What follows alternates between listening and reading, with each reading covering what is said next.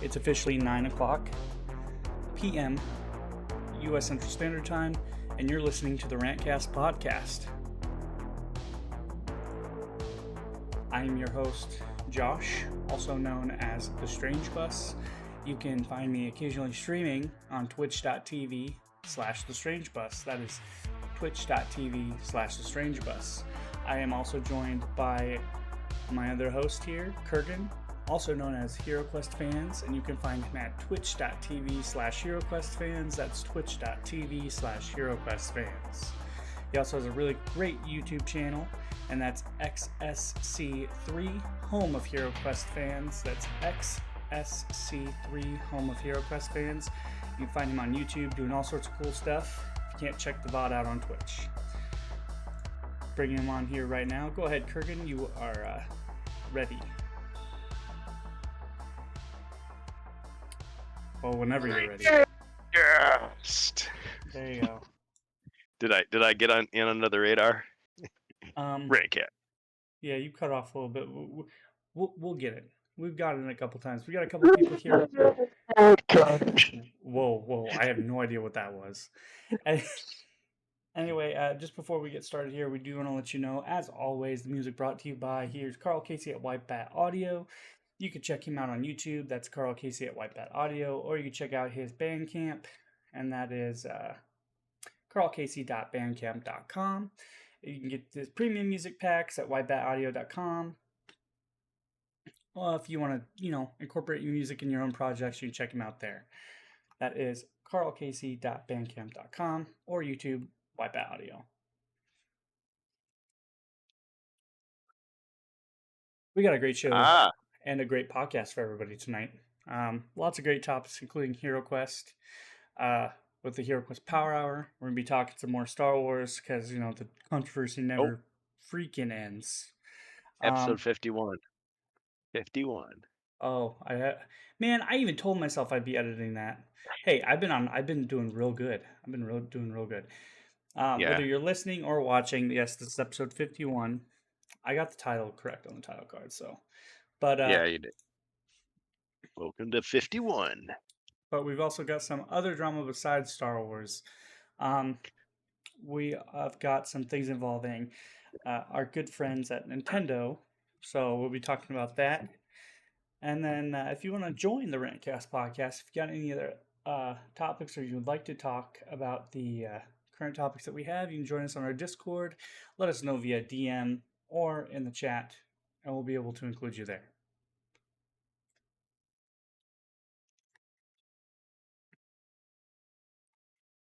So how have you been doing, Kurgan? How have things been going for you? I've been doing great. I feel like I've been busy, but every time I say that, I think of like other people that I know, including yourself, and I'm like, I'm not that busy. But it feels like I'm busier, and yeah, because of that, I'm like tired and I get stuff done. But I do like this time of year. I like, even though I love summer, I like when the weather starts to change. It gets a little cooler. You start to see the leaves change, and it's like, oh man, Halloween's only 30 days away. And Indeed. That's what I'm looking forward to. Yeah, I'm going to be taking a couple days off, hang out with my sister, my brother-in-law, and my nephews. Maybe do some trick or treat or something like that. Watching some scary movies at home, eating candy. Yep. But yeah, otherwise I'm just doing the same old, same old. I mean, I hate to bring up real world stuff, but I mean, at least I'm not in a war zone or in the middle of a hurricane like some people. That's true. Bad stuff happening in the world, so feel bad for them. I guess count your blessings, I mean, here I am talking about like how my camera sucks because I can't get my camera to work right. But yeah, we have people over in Israel right now getting freaking hit with missiles. So, yeah, it's real unfortunate that people can't get along. But and it sucks.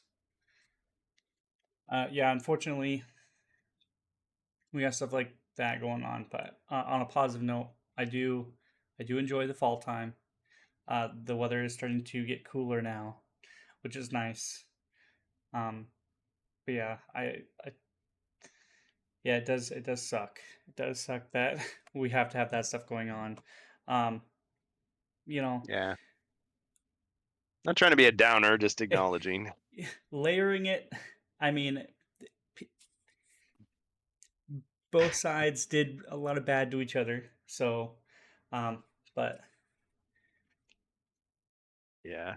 but on a side note, if we're kind of getting away from that topic, don't ever buy this fucking Razer camera. I've had nothing but problems with it. And unless you have the drivers installed, like not only the drivers, but they're like third party proprietary software, you get this weird lag. And it states on the camera it's supposed to give you full HD 60 frames per second, and I'm not broadcasting in that, and I'm still getting this weird lag. It's lagging so bad. Yeah, I can It see it. it lags less without broadcast, but um, it gives me this weird fucking noise unless I'm in a really, really bright area. And this office is too big for the small lights that I have here. So I'm not spending a couple $100s to get the whole room well lit for the podcast that we do every Tuesday. Um, but this camera was like, it was a lot of money for the quality that I'm getting here, and yeah, Yeah. I don't recommend it for a webcam. It has nice features, but I cannot get a smooth. I've Googled this problem many times, and the only answer I can get out of it is like, yeah, you have to have Razer Synapse installed, and like it's like having uh, like game extra game like like Uplay or not Uplay, but like Ubisoft Connect, like having game like third party game software. You like I hate having my Corsair services, my Razer services, everything. I don't use all the extra shit on top of that. I just want my one service that I use, and that's fine. Like I have one Razer camera. I don't need Synapse for one Razer cam. I shouldn't need that. So and that's why I try to keep everything one brand. But if I buy one thing that's not the same brand, I'm fucked. So, or I have to have 3 or 4 programs running on startup, and it's just bogs everything down. So, this is what you're getting for $150 plus for a webcam, and that's Right. US for anybody who's not in the states. Um, Yeah. so and if you're running base, it looks even worse because this is 720p at 30 FPS. So I'm almost thinking about going back to IV Cam once I because I'm planning on getting a new phone, and I'm just gonna use my other phone, which will give out better resolution than than this camera will. So So it doesn't look like you're doing a YouTube video from 2005. yeah, well, I mean, I don't think it does that bad. I just think that it's just just not great. I even tried to do the blur in the background manually, like with the focus. It's just really bad. It's lagging super bad. Um, but yeah, that that's been pretty much my day. It's just like the just trying to get things switched around. I'm afraid to switch it back to the USB video device because I'm afraid it just won't show up and we'll have to restart everything. So we're just gonna have to deal with lag, like just Yeah. lag. Actually, it's called frame latency, and Oh fuck. no, I don't know.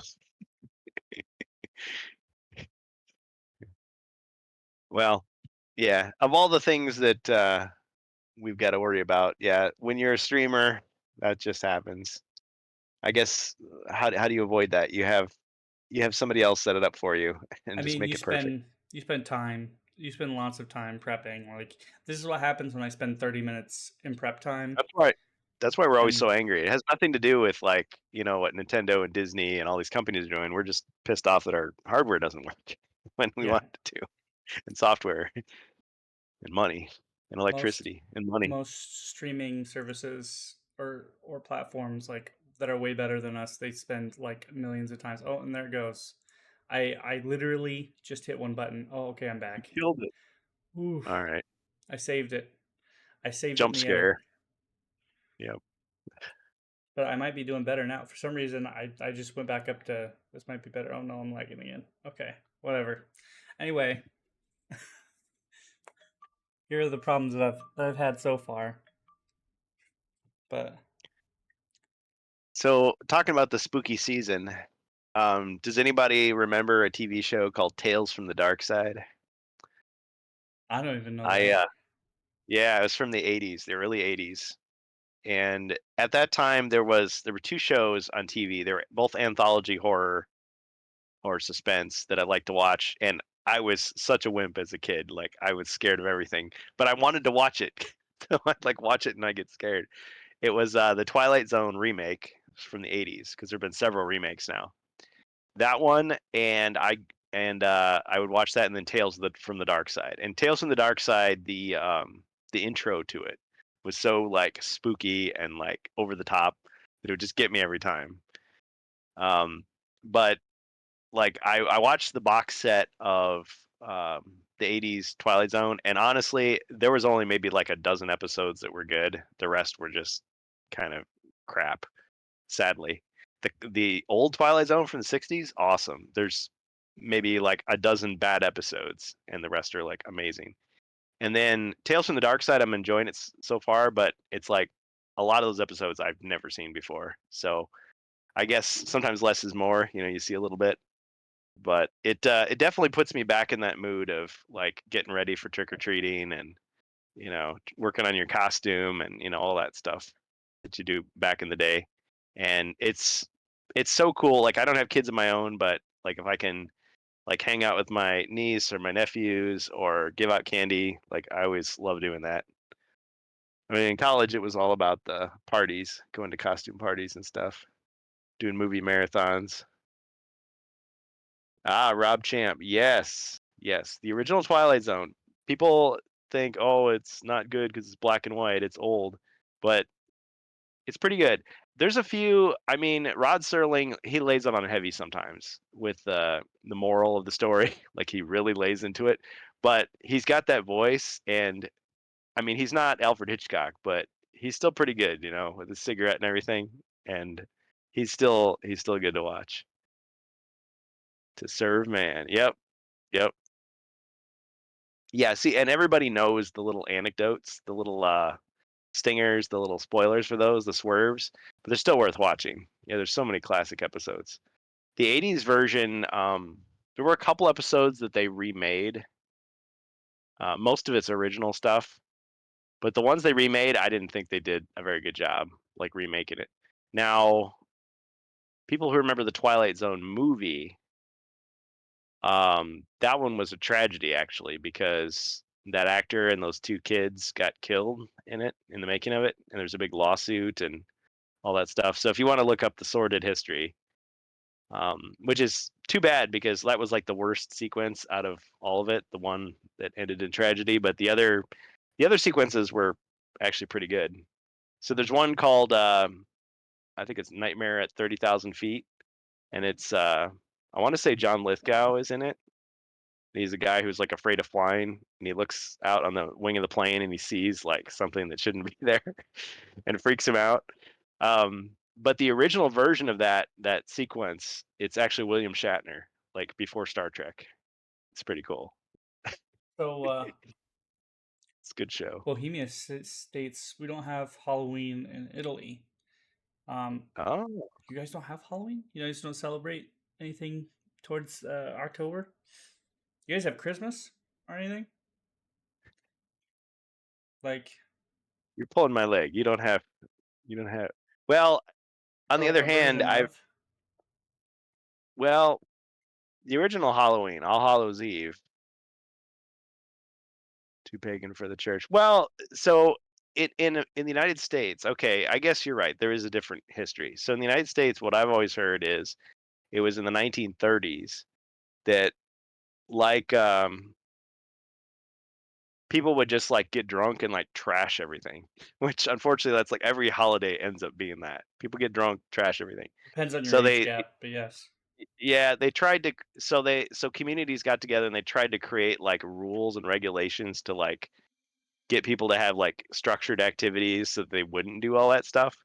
And so it's like, oh yeah, you can play pranks on people, but only if they don't give you candy, And it's like, okay, it's gonna be from this hour to this hour, and then you stop, and then you turn your light off if you don't want to participate. And it's like, well, these are the pranks that you do, but they're like harmless stuff, like throwing toilet paper in people's trees and stuff. Um, I don't know. Yeah, the whole like pagan history of it, a lot of that is like made up. Like people don't really do it. But I suppose since I don't live in Europe, I can't really speak of it.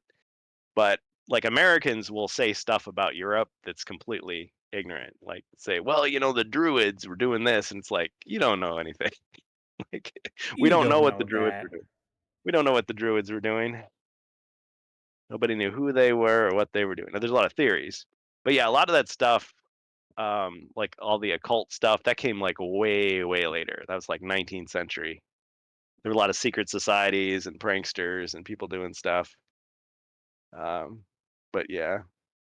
Okay, so you're saying they don't have it because of religious scruples, but okay. Of course, there's people here that say, "Oh, you shouldn't celebrate Halloween if you're Christian," but I think that's a minority of people. I think most people are just like, "Yeah, you know, we have fun. Good, it's good, clean fun." Dentists like it because kids are eating candy, getting all that sugar, getting those cavities. Costumes. I was thinking back to some of the costumes we had. They would sell these costumes where it was literally like just a trash bag that you'd put on, like over your body, and it would just have like a character's face on it. Like the one that I saw recently was the Incredible Hulk. I'm like, yeah, that's the sort of thing you'd get. So you get the trash bag, and then you had the mask, and it would just be like a piece of like cheap plastic that just has like a piece of elastic that goes around your head, so just the front of your face. But man, it was like you could, as a kid, you could buy that costume yourself. It was so cheap. That It was just is like, hey, that's very cheap, brother. just And go that's for it. very Well, that's very long ago. yeah, and um, yeah, but just thinking back to some of the costumes we had, it was just so much fun. Because if you were really lucky, like your mom would like make one for you, or you just like go to the thrift store and like look around for just random like pieces of, you know, outfits that you could like put together into some crazy thing. But I always tried to get like the latex mask, and then throw that over the top. Of course, then, you come back like, a year or two later and it's like, oh man, the thing is like falling apart. And then it's even better to wear. Bohemia says we have Carnival. Carnival? Yeah, it's the same derivation before Easter where the kids use costumes. Yeah, so you get your opportunity to dress up in costumes. Closest thing to Halloween. Well, that's cool. Do people get candy, get sweets? I'm surprised Hallmark or someone isn't trying to push it. Well, it's like that line from The Crow. It's like, you know what they've got now? Devil's Night greeting cards. Isn't that precious? Of course, Devil's Night was supposed to be the night before Halloween where people would like set fires and destroy stuff. But that was a long time ago too. So I think some communities kind of overreacted because over the years there have been incidents of like people getting killed from like poison, or the one that you always hear is, oh, that somebody had razor blades in their candy. But it's like we're talking about like extremely isolated incidents, but people are always afraid. And it's like I always thought, well, that's just something that the adults spread around so that they can like, oh, I got to test your candy, make sure it's okay.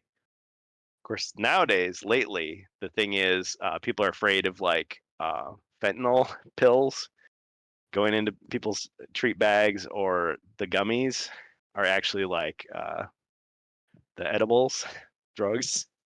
It's like, no, what are people doing?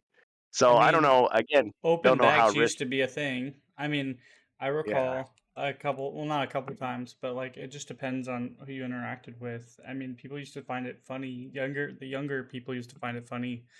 Um, Back when I was a kid, and like that's why I was like, it was a big thing. People would actually always check your candy for like bags that were yeah, open or wrappers that were like compromised, stuff like that.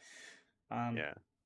it wasn't just like I don't know about razor blades, uh, but like for our neighborhood, it was like you know Needles or needles or like candy that might have been tampered with or something like that, like such like candy bars yeah. or stuff like The that. bigger But the bigger threat. I mean, that's I remember all that stuff. People would always warn us, but the bigger threat was just getting run over as you're running across the street. With your mask, you can't see anything. So we'd always have like the glow sticks and our flashlights and everything, so you're very visible. But yeah, we go in groups. But yeah, some parents were so afraid they were just like, well, we'll just do something like at the mall or at our church or something like something really small, like nobody goes outside, nobody goes after dark. And I don't know, I guess if you've got really little kids, but then again, like whenever I've gone out with my family, it's like you see people just carrying like toddlers or not toddlers, but like really young children like in their arms. It's like I they've got mean, a little cute costume and it's like, yeah, hey, my thing was to just if you were that uptight about it or you felt like you were unsafe, just stick to your neighborhood. Either stick to your neighborhood or the people that you yeah. knew, or yeah, your local church or um, Mhm. anybody that might have been hosting an event that you knew of. Like, just stick to the people that you know. Community, yeah, So community center, something, yeah, something local, something friendly. Yeah, we did that too. I mean, as I got older, it was like, okay, it's like okay, if I'm too old, they won't give me candy. But it's like right in between when you're like in your early teens, it's like, oh man, I'm gonna canvas the entire neighborhood. I'm gonna like go to like neighboring areas, like their trick or treating still going. I'm gonna get some more. I that one year I remember I had like two costumes. Like I switched costumes and I went back to like the same houses to try to get more candy. It was nuts. Yeah. But yeah, just the wonderment, seeing the different costumes people have, it was just a lot of fun. And people would decorate, get the full candy bars in the good neighborhood. Yeah, that's right. the That's right. people by where I live, I guess they serve like hot dogs and chili and shit. So Dang. yeah, Wow.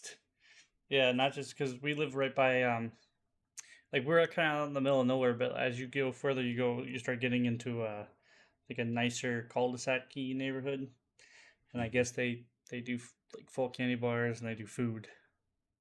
Dang. So Yeah. Of course, I also remember there'd be people that would give you like dimes, or they give you like toothbrushes, or they give you something.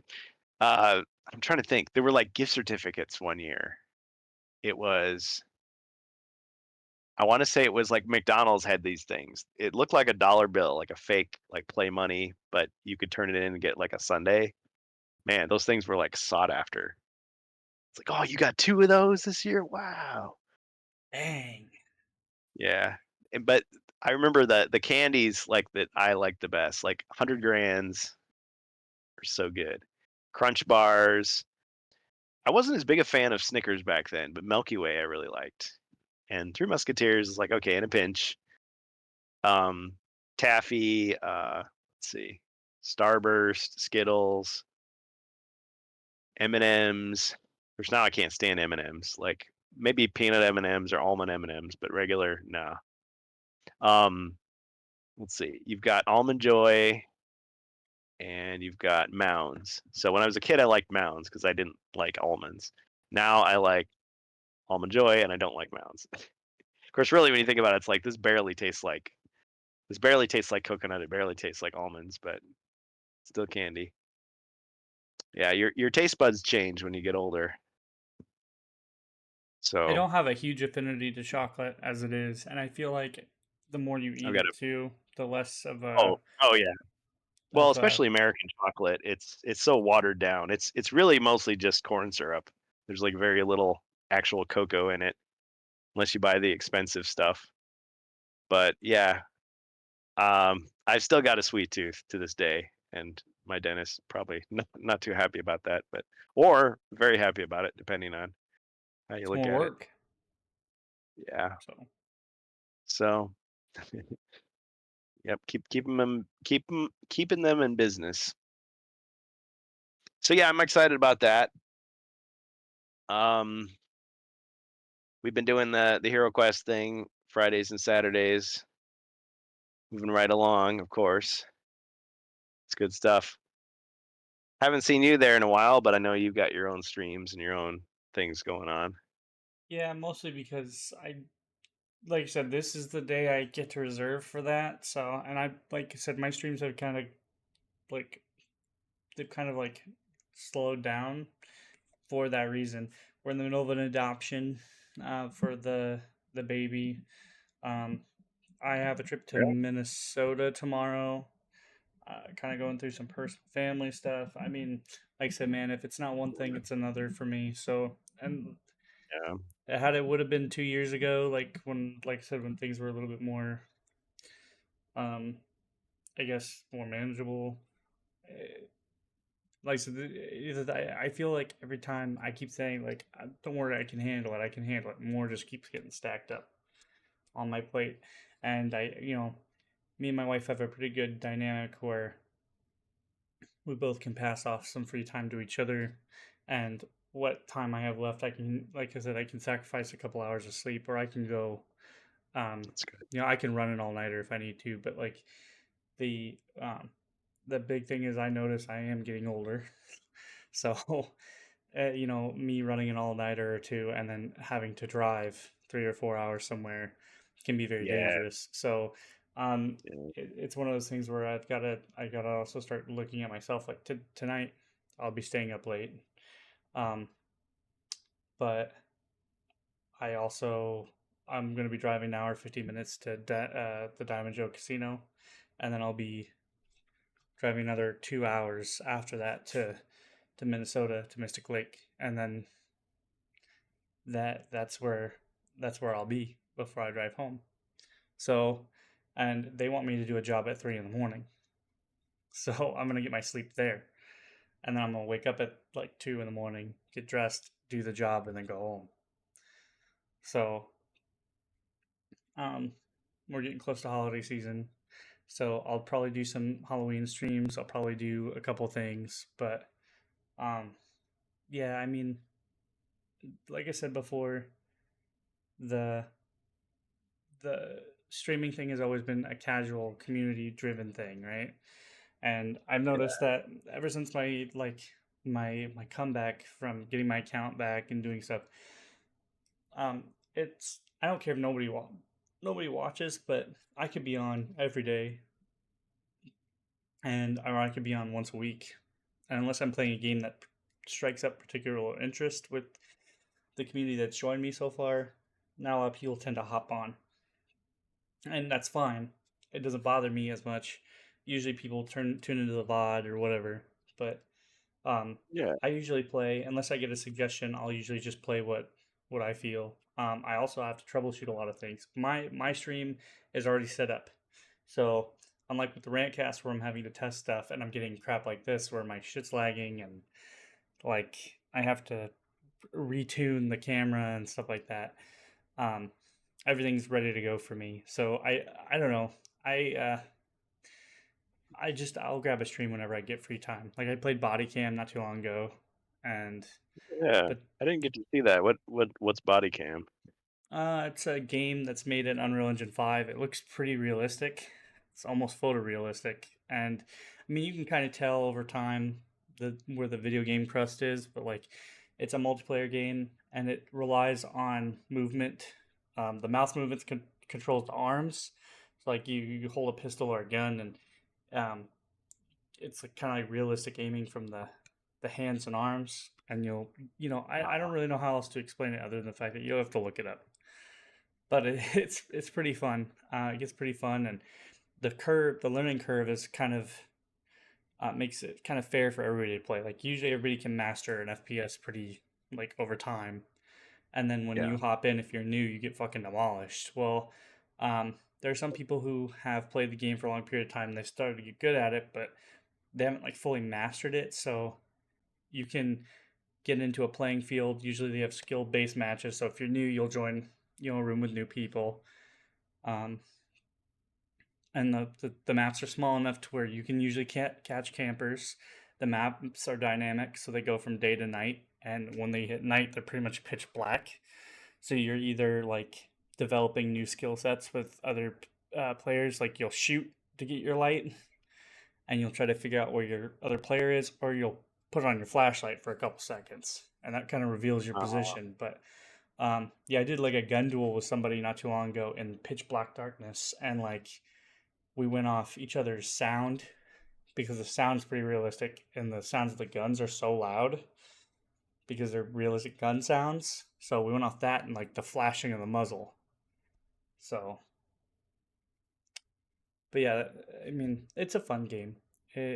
Something to check out, something to kind of like buy time if you've got like a time for a match or two.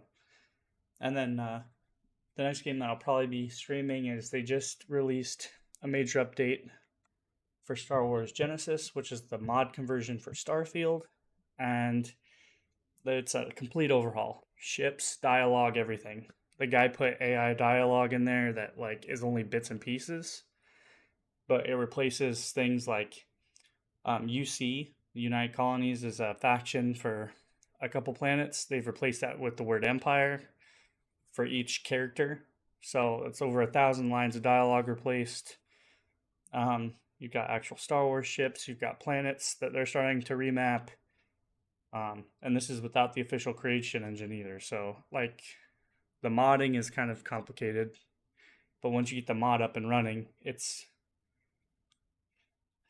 very it's very interesting and very fun to play. So I showcased a couple early versions of it, but like now they've got like whole areas redone and ships you can fly. So cool. and they've yeah, armor, weapons, everything. So Dang. but I'm gonna get the power hour going for you real quick. I have got to use the restroom early, so I forgot to take a bathroom break before we started. So I'm gonna leave the power hour to you. I will join you here Oh yeah. shortly. Let me go ahead and get us um, switched over. I've got this launched up here. Give me 2 seconds. Here we go. And Kurgan, you go ahead with the power hour. Take it away. All right. So yeah, thanks Bohemius for sharing those pictures. I was gonna say that makes our Thanksgiving Day parade look like trash. I mean those amazing floats and those huge crowds. Yeah, that's pretty awesome. So most of you have probably already seen this, but yeah, the HeroQuest fan community was shocked when First Light, which still isn't out yet, still doesn't have an official date, although Spiel Essen is supposedly going to be putting this up for pre-order, this new starter set for HeroQuest on October 3rd, which is 2 days from now. Which makes us think, okay, then the official release, global release, isn't far behind. But I guess we'll find out more. Dungeon Master is going to be there. So Marcus is his name, the guy from YouTube, Dungeon Master. He's going to be there reporting. Cristobal will be reporting.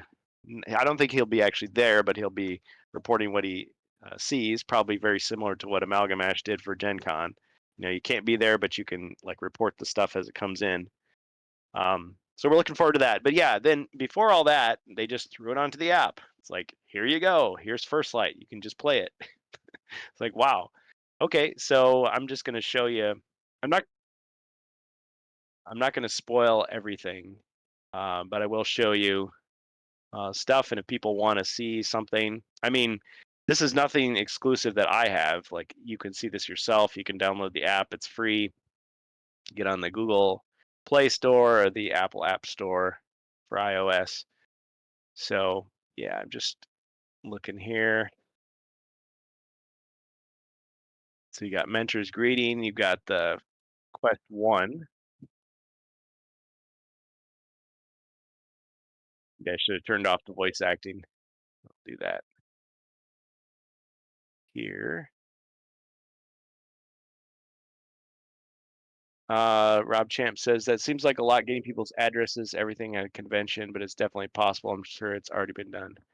Well, I don't know how they do it exactly. I'm so low tech. I was just guessing that, you just go to the cash register just like you're buying it, but instead of you getting the product, it just gets added to a list. So they've got your information. And then once the product is actually available, since it's a pre-order, they ship it to you.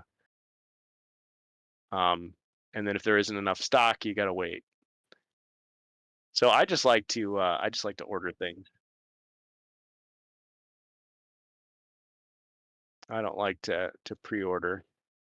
And I know people always give me a hard time saying, "Well, why don't you pre-order stuff? It's like giving yourself a gift." And it's like, "Yeah, but if I pre-order, the problem is I'm actually thinking about it. I'm like, "Oh man, is it coming in yet? Is it coming in yet?" I'm always checking it. Did they charge my card? I'm checking.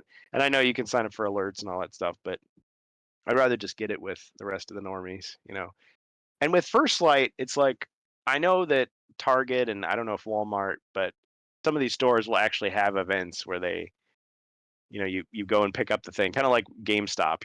At midnight, people line up and they get their box, and it's like, well, I don't know. I just rather just buy it like a regular product. Like if that's what it's going to be, if it's going to be something you could just go in and buy, that's what I'd rather do. Just walk into a store. I even thought, oh, I'd record a video of me going in and let's play Dibs on the Wizard. Yeah, it's like we don't even talk about it. We just play it. Okay, Bohemians. Uh, the problem is we've got to actually be in the Discord to do that. So you actually have to be in the HeroQuest fans Discord room because MentorBot doesn't work anywhere else. So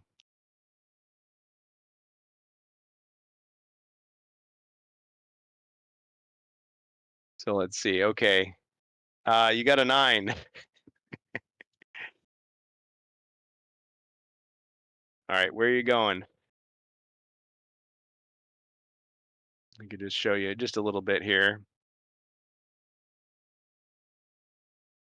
I wish you could name the mercenaries. That's a feature I'd really want to see in the app.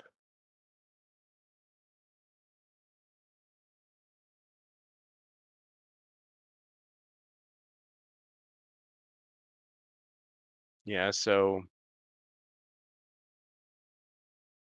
why can't I see the chat anymore? That's weird. Sorry guys, this isn't the ideal setup here. I've done this before where we actually just use the app to play. Okay. Okay, he says 5 south, search for traps. All right. Okay, I hear you. Well, we knew this was going to happen.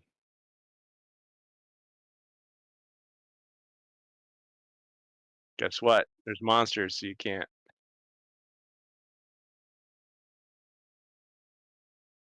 All right. They also give you these hints, and it's funny because the app will sometimes just tell you where you have to go.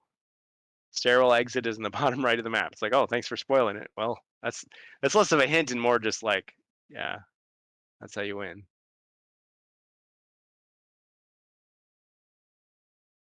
Fire because I think the way the app handles a lot of this stuff is it's just on the honor system. You just have to do it yourself. So I kind of like that. Oh, okay. So I can do that. All right. So, oh, he defeated it. He survived. All right. Welcome to the HeroQuest simulcast. Yeah, pretty much. Check this out. So they didn't put the first. So the First Light actually has a completely new graphical board. This is the same old board, but I mean I don't blame them because it's fully compatible with it. Yeah, we were just gonna play HeroQuest till you got back. Oh, that's fine. Oh, yeah. So the news is the whole expansion or starter set, whatever you want to call it, is in the app, and you can just play it even before the physical release comes out. So was this a smart move on their behalf or not? Or did they know that certain people among us had pretty much seen everything or almost everything, and we were just gonna explode? So they just released it. Well, is this But the I stuff that's already been shown? well, so they at Gen Con they just showed us Quest 1. That was it. But you've got all 10 quests here. You've got all the voice acting, you've got the artwork, and if you have a game system, you can pretty much play this. Now, at the same time, okay, every other quest almost. Look at this. It's a different board. So the first light board, if you flip it over, to these caverns. And I was trying to think, oh, could you just recreate this using the tiles that you have from your other expansions? Sort of. Um, this right here, see this big huge room? This is the arena. So if you have Against the Ogre Horde, you have this already. So you could just layer this on and you could play it. So wait a minute, they put a door right in the middle of the room. That's interesting. Ah, teleportation. Okay, cool. So the other things that they added, so check this out. We got specials. So we've got your artifacts, of course. That's nothing new. They tell you to pull the card out and everything. Equipment, treasure, blessings. So we've got blessings now. So you can select a room and reveal what lies beyond. So I think you collect these, similar to how you get like reputation. Like someone will, like you do a good deed, somebody gives you a blessing, so then you could use it later. But you can also get curses too. And to lift a curse, oh, so it crashed.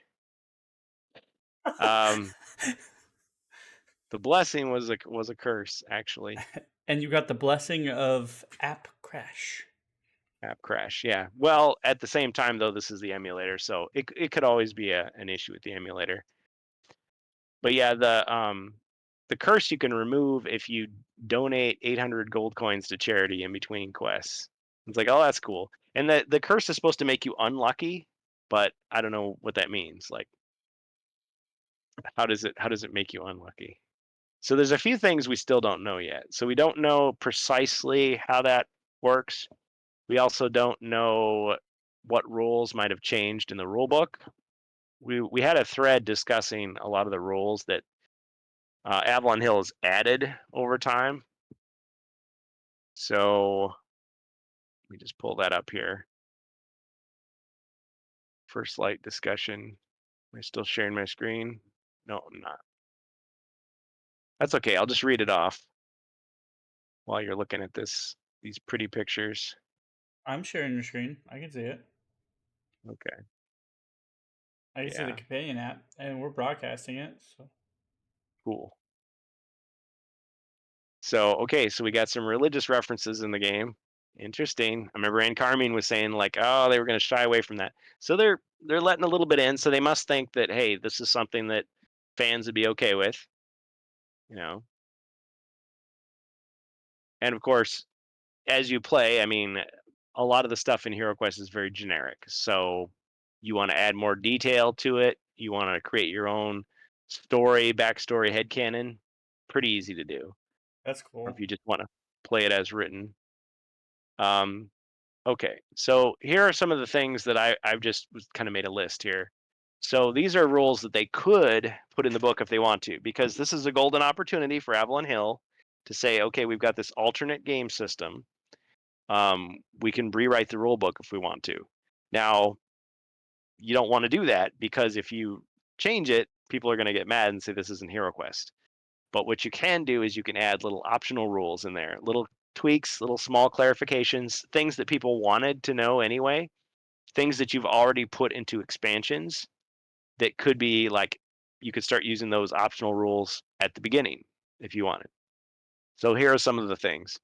The tournament or the arena mode. You've got that big room, and the way it works is this. Instead of like all the heroes taking their turns and then Zargon taking a turn with all his monsters, instead it's like the monsters go first. Zargon picks one monster to go. He activates that creature, they do their little turn. Then the hero side picks one of theirs to go. Then Zargon goes. It just goes back and forth, back and forth. So everyone's activated. Okay. And also with the arena, you have little bonuses. So there's treasure chests, but you roll dice to see like what's in them. So they could have like a weapon, could have gold, or could have a trap, or I suppose a potion. Um, there's little bits of equipment. There's like a tile that you could just run over the tile and you automatically get whatever equipment is like hidden on the reverse side of the tile. So it could be a bonus to your attack, your defense. Now all that stuff is against the ogre horde. They introduced the arena rules in First Light, but they don't have all those tokens. At least they didn't show them at Gen Con. So we're kind of curious to see like, well, is this like a bare bones version of the arena to kind of like introduce people to it, and then you get like the souped up version in the expansion against the ogre horde? That would make some sense. But it's kind of cool that they introduce it early on. So if you want to play, as Cristobal from LaGuardia Dumorcar called it, um, Hero Quest Kill Team, you can easily do that. That's another game, Kill Team. Monster substitution. So they always used to say, well, what happens if you run out of monsters? Well, you just pick another monster of the same color. So you got your green monsters, you got your off-white monsters, you got your gray monsters. But as the other expansions came out, you have all these other colors too. And Frozen Horror, Mage of the Mirror, you've got a bunch of like blue monsters that are quite different. So later expansions said, well, just pick a monster of similar strength, if you run out. So if heroes are running from room to room and not killing all the monsters, then you're going to run out.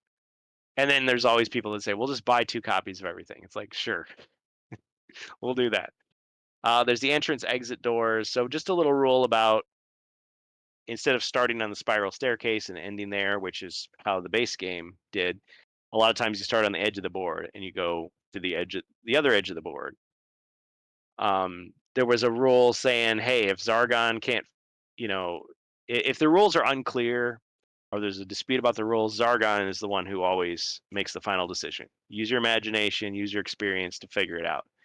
And I like that. I like the fact that they just say that flat out in the rules. I think that gives people permission, people who haven't maybe played a lot of these types of fantasy board games, to just start doing that. Start improvising.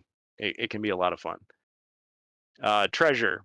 They say, well, divide the treasure up. If you get a large supply of treasure, the thing is, when I play like this, I never do it. So if somebody finds 600 gold coins, they've got 600 gold coins. I don't say, well, okay, give 200 to each hero, but you can play that way, especially maybe if you're playing with very competitive children uh, who are going to fight over it. There's a rule about passing items between characters. So a lot of people just assume, you're next to your friend, you can just hand him a weapon, you can hand him a potion, but it's always, uh, it has to be your turn for you to pass something.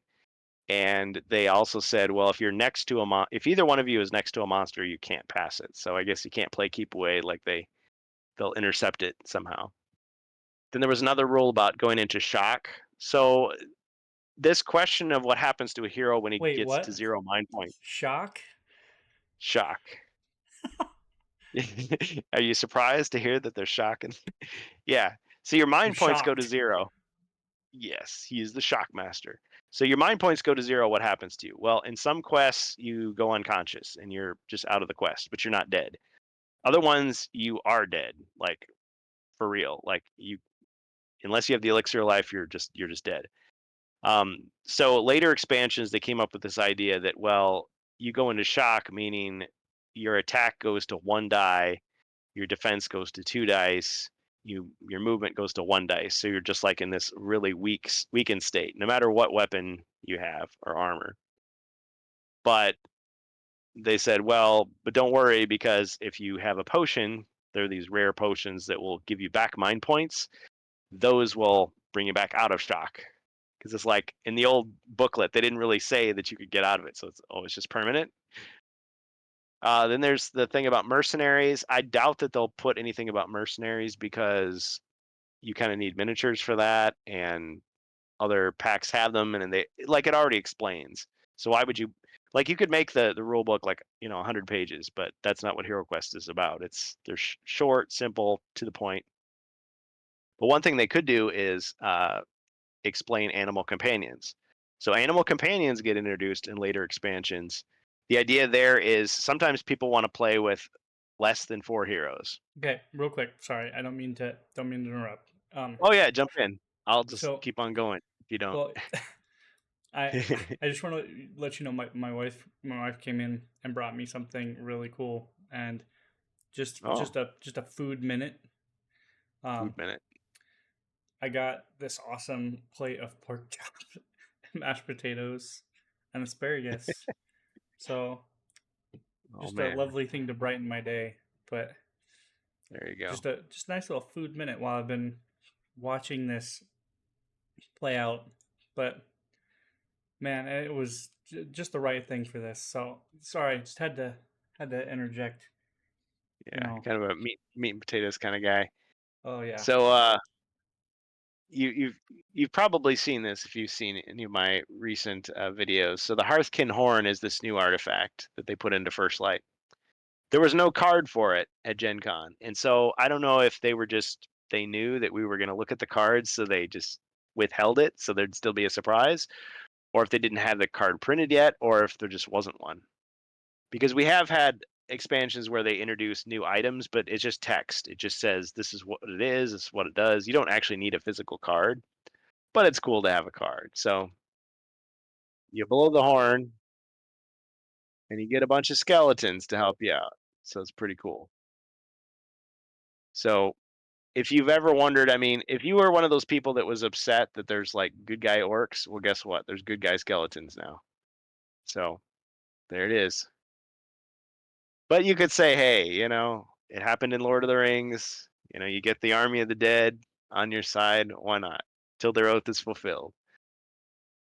So yeah. So that kind of answers that question of what would you do with allies? Well, you have some rule. Well, the animal companions, that idea was if you have less than 4 heroes, so every quest is designed for 4 heroes. If you have less than 4 heroes, what do? Well, you can replace the missing hero, so to speak, with an animal companion, which you don't need a miniature for that. You can just grab any old random tile to represent, um, like a wolf or a bear or something that follows you around and helps you out. But the idea there is some people don't want to. Well, I guess it's self-defeating because on the one hand, you've got people who they want the game to be very simple. They don't want to control 4 different characters at once.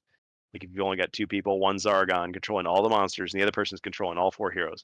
So it's like, oh, I just want to control one hero. But it's like, yeah, but that's too hard. You're going to get destroyed. So really, you should have like this other character that helps you out. Well, I guess still there, you're only controlling 2 characters. So in a lot of our games, we've done that. We've had maybe like 2 people are playing on the hero side, so each of them controls 2 heroes. But I mean, we're pretty advanced, so I don't know. But anyway, they could give a little brief explanation of, okay, this is how allies work, or this is how they could work if you want to. Unthreatened movement. This was something where I like to roll dice to move, but what if there's no monsters in the board? People are like, yeah, I should just have automatic movement. Like, okay, fine. So Avalon Hill's own suggestion was do it this way. This is how they do their play testing. They'll just say, well, normally if you roll 1d6 to move, you just automatically can move 4 squares. If it's 2d6, you automatically move 8. Now, me, I would say 6 or 12 because from my point of view as Zargon, people are just going to run into traps faster, get themselves into trouble. So it's like, sure. But it can speed up the gameplay. Kurgan, we've got a reply for Bohemians on that one. Oh, man. Let me switch over so I can see what he's saying. He says, wait for stovetop at Ribby's. Yeah. Check if in the app they modify the stats of the hero for the curse. I did not think of that. There's one more. Yes, I'm Yeah, sure they put rules for companions of mercenaries in the new rule book, and to justify, they create the horns so you can test them. very good. Very good. I like Maybe that. even the rat tokens can be used. Yes, you definitely could. That's an excellent point. Yeah, because Doug even said, well, there's some quests that use rats, so we got to put those in there, which made me think Crypt of Perpetual Darkness uses rats. But yeah, you could use the rat tokens to represent the mercenaries if you didn't have extra miniatures to use. Absolutely. That's a great point. Okay, well, yeah, let's take a look. So if I can do this without crashing the game, let's try to use the blessing to reveal a room. Okay, so it revealed a bunch of monsters. Well, that's interesting. It didn't say and who gets cursed. Because before when I was doing that, it was saying and then who gets cursed. So as if a blessing and a curse always went hand in hand, but I guess they don't necessarily. So there's spoilers here. Oh, cool. Yeah, it's not. I wonder. Well, how could they have been updated? Maybe it was just glitching before. But yeah, I would say which hero should be cursed. Because if I look at his stats, I mean everything's the same. I did notice that they maxed out your attack at 8 instead of 20. It used to be you could change all these stats to 20. So you can just do that. You could just click it and kill him. I mean, because the app is it's on the honor system. It's not quite this as versatile as like Tabletop Simulator, where you could just like move anything anywhere. But I like how they've got like the fog of war and stuff like that. But yeah, good thoughts there, Bohemius. This is the quest that introduces curses. Ah. Because when I was doing my testing, I was jumping way ahead in the story. Maybe that's right. So if I go back, yeah, I'm really curious now to test your theory. Well, and I'm sure What other people have done this too. They can figure stuff out. what a terrible night to have a curse. Yes, 100%. If anybody gets that reference, name might be Simon. You might be having a quest. Okay, a blessed hero may use the Oracle's blessing once to reveal a room before opening the door. Select actions, use special, or re-roll all dice in a roll made. See, I really like that. I've always thought about like how would that something like that work? Well, it's like a boost to your luck basically. Okay, so we'll select the hero that has the curse. Let's just take the dwarf. Susceptible to bad luck. Or I wonder if that just means like everybody else's rolls against you are going to be better. Like that could be Everybody's something. cursed unless they sub. 8 subs must be donated. Yeah. Oh, but no, that wouldn't work because if you're 8 subs must be done. Yeah, because if you're playing the physical game, I mean, you're not using trick dice. So, yeah, the app couldn't enforce it. Well, I guess the app would control the monster rolls, but yeah, how could you do it without the app? It wouldn't make any sense. Well, but yeah, let's just see if there's any clue here how it's supposed to work. So we'll just do that. Okay, so we'll take a look at the dwarf. All his stats look the same. Yeah, where's the he tries to open the door and he falls into a pit. No. Yeah, I don't quite know. But the booklet I'm sure will explain what it is. Okay, so going back to other things they may reveal. So multiple attacks. This was a thing that was introduced in the Frozen Horror. You had these polar war bears that could attack you twice in one turn. And the way I did it was totally different than the way they intended. It was more like Draft Notes idea of, they just do a big attack. So instead of attacking with 4 and then 4 again, they just attack you with 8. Well, what Avalon Hill was saying is no, they attack you once with 4, they attack you again with 4 dice. And when you're defending against it, you choose which of those attacks you defend against. So it kind of sucks because one you get to defend against, the other one nothing. It's unblockable. The nice thing is though, actually there's many more opportunities for heroes to do multi-attacks against a single monster than the reverse. So you've got the rogue character, and on his little lore card in the hero expansion, the Rogue Heir of Elethorn, it explains how he can attack twice and the monster can only defend once. And then it applies to other things too. So heroic brew, that's something you get in the game system. That's something that you can find from the beginning in First Light. You just search for treasure. You might draw it from the deck. That's 2 attacks. Now, the thing that I didn't like about First Light is they said now Orc's Bane. It's the sword that lets you attack twice when fighting an orc. Well, they said it's only one orc, so you can't like flank 2 orcs and like stab one and then stab the other, which I thought was so cool. But I guess they did it that way because they wanted the rogue to still seem unique because that's what he can do. He can do 2 attacks like that. So instead, it's just 2 attacks against the same orc. So yeah, pretty much guaranteeing that you're going to kill him, unless they just get really really lucky. Then there was this other thing they introduced in Jungles of Delthrak called Turn Order, which I'd often wondered about. And some people had homebrewed this, so that's probably where they got the idea. Is in the middle of the game, you can just decide the heroes, commiserate, and then they rearrange the order that the characters move in. Because what if you had the wizard going last, and you're like, dang it, I want him to be first so he can cast the spell and get the most benefit out of it. So they allow you to just change the turn order in the middle of the game, which is kind of cool. Some people wouldn't like it, and some people would get very confused by this, especially playing one of those late night games. Then there was this idea from Jungles of Delthrak called incapacitation. So instead of the hero just dying when you reach 0 body points, unless you had a potion to save you or a spell that you hadn't used to save you, instead you just automatically go down. If you're down to 0 body points, you automatically go down, and you get a skull token next to you, and you get a round for another hero to walk up to your body and like heal you. So now it gives you an incentive to use your potions before you die rather than just saving them like to automatically save you. And it sort of encourages the heroes to stay together, because otherwise if you split the party, well, you might not get to your friend in time, because if the round goes by and you haven't saved him, he's dead for real. So that's incapacitated. Now, they also made a really easy option that you could choose instead, where yes, you have the incapacitation rule, but there's no skull tile. So actually you could just save them anytime. Plus, they also said, well, and they call this story mode, is if there's no monsters on the board, like everybody just gets a body point restored. Like on your turn, you just get a body point back and you're alive.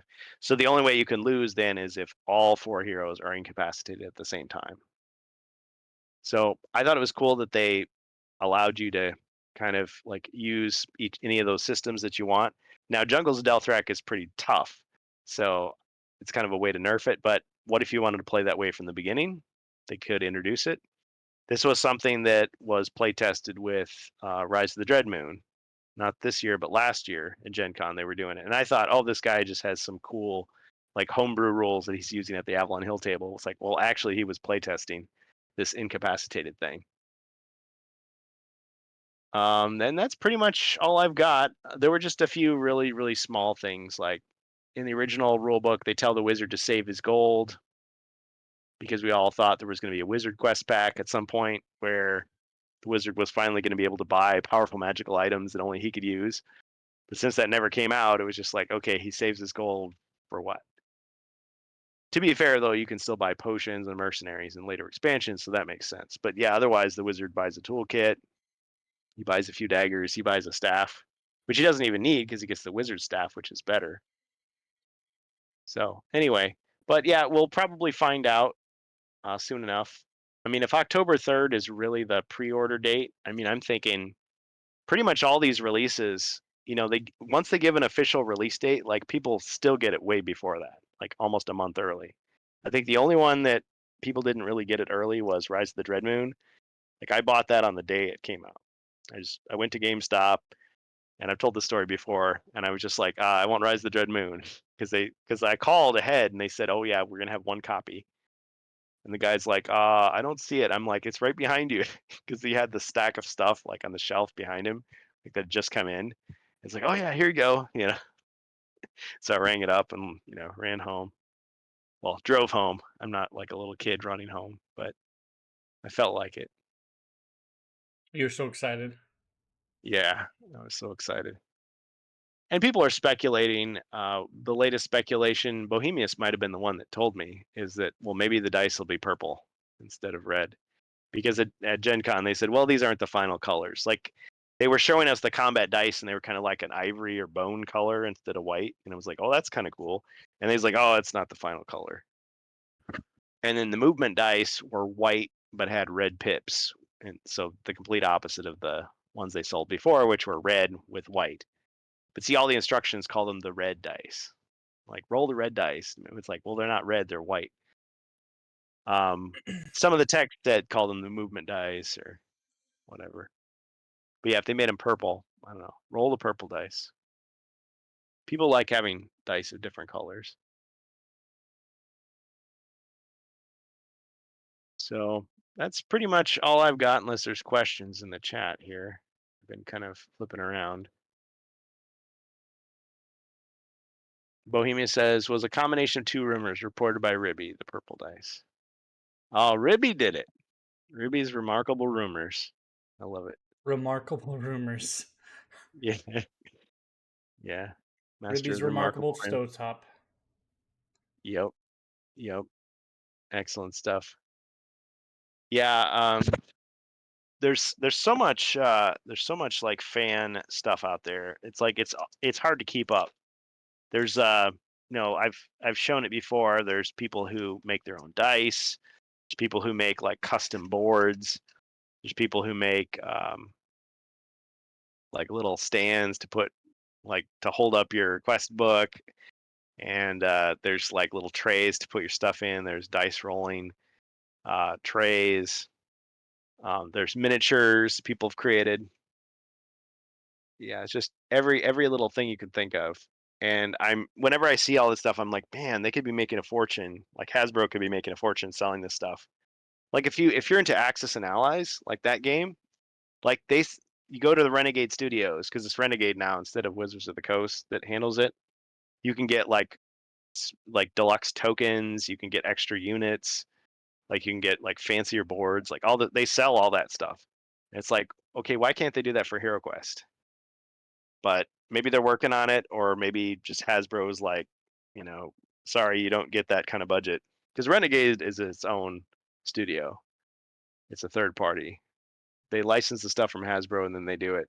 So they're the ones doing HeroScape now, which is a perfect kind of game to sell like a la carte parts. And they do Axis and Allies. So who knows? That maybe that would be the future. I mean, I would kind of be sad if it was no longer Avalon Hill doing HeroQuest. But I mean, they're letting some smaller companies do some parts of HeroQuest, like the fan roll dice. So, but that seems to be more of like a FOMO product. The dice not final, and the warehouse full of purple dice waiting to be sent. Agreed. Yeah, yeah. So I guess my thing about Avalon Hill is it's the creative direction. Like if there's people out there that can do HeroQuest even better than they can, sure, let them do it.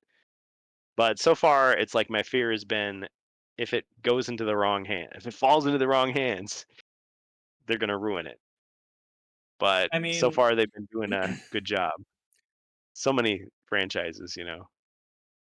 so my thing is I don't think anything like I don't think professionally it's going to go into any different hands than Avalon Hill right now, right? Because Right. and Yeah.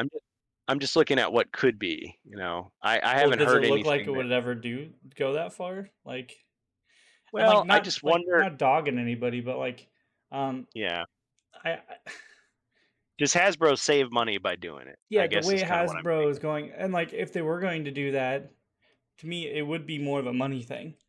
And if it becomes a money thing, it doesn't matter.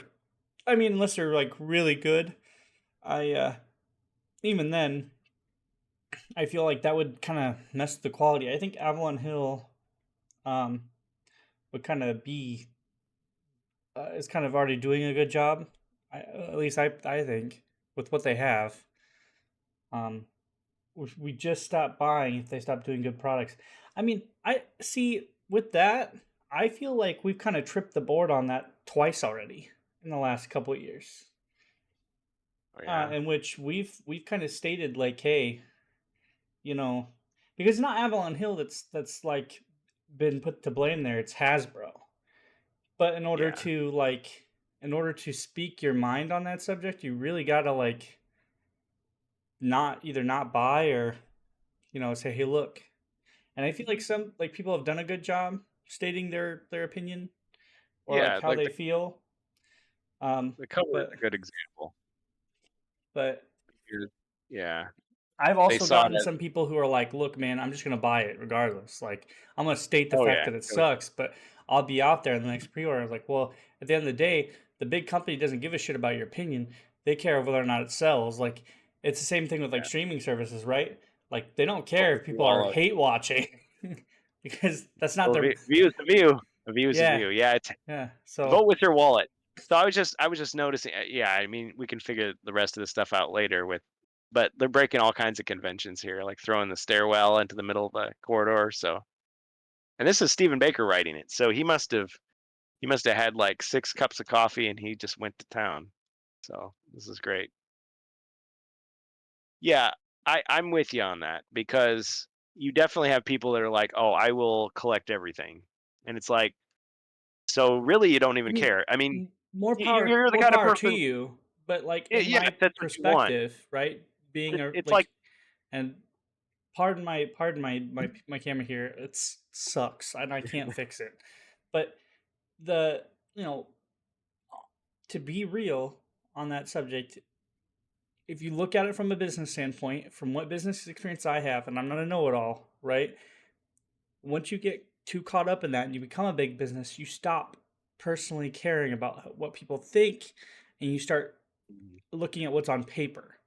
If I look at a yeah, number and the number is big and it meets my expectation at the end of the night, I don't care whether you love it or hate it. I've already met my quota and I'm going to go for a bigger quota. And I'm going to ask the team that's working on that, can you reach that number? And how are you going to reach that number? yep, Explain it to me. Or I'm going to get the team who's working with that to get them to explain to that team how they're going to do that. Because that's what they need to do.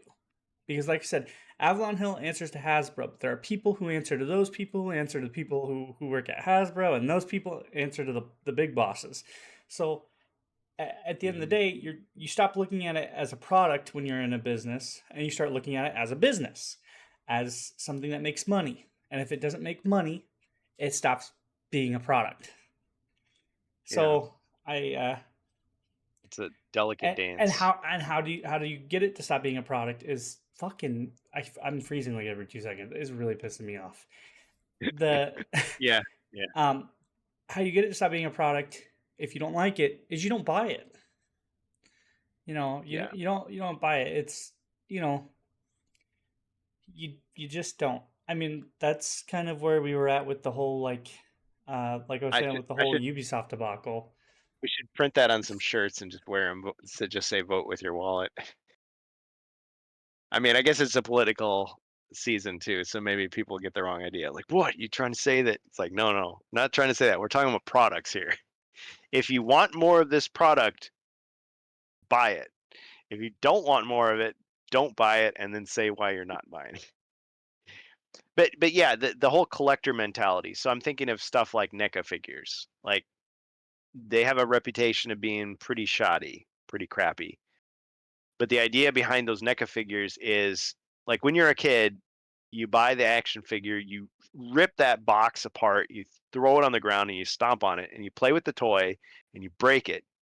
And then 30 years later, you're like, dang it, why didn't I just leave that in the package and it'd be perfect and it'd be worth like tons of money now and I'd be rich if I decided to sell it. So they sell you with this fantasy that you have this awesome toy that's in the package. And as long as it stays in the package, it's awesome. But if you ever take it out of it again, it's going to fall apart. So yeah, if you're just going to buy a HeroQuest box to put on your shelf, you're going to buy some fancy dice to put on your mantelpiece. Okay, but I'm going to take it and I'm going to open it up and I'm actually going to play it and I'm going to use it. And so if it's not of good quality, if I can't read the symbols on the dice, no matter how cool they look, that's a negative. Ah, we got the background back.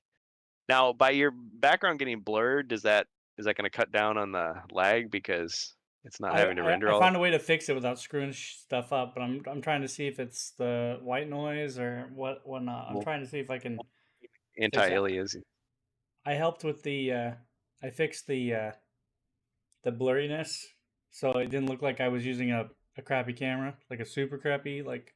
So I got the definition You need back, the but you need there's the pup nose and ears and the little yeah, the noise is what's killing it. So yeah, it's like I front said, face. this camera does not work well with NVIDIA Broadcast, and I don't know why, because when I take the background out when I'm on my stream, I get freezing, but I don't get it that bad. Like I get this intermittent freezing, but like it's really bad right now. Like I just don't know if it just can't handle all the data or what. Like it's just it drives me nuts. So this is against the Ogre Hordes tournament. So if you want to see what a tournament is like, you can play it here. The only thing is, when you've got the physical game, you can just set up all these different tournaments. You could just play that instead of the game. Ah, cool. But here they actually give you like a structured way to do it, and you set it up, and it's like its own game. But this would be like a deluxe version, whereas First Light is a very simplified version. So it kind of introduces you to that rule. So yeah, you're gonna have to fight a whole bunch of guys here. All the added crowd noise. That's nice. I like it. Okay.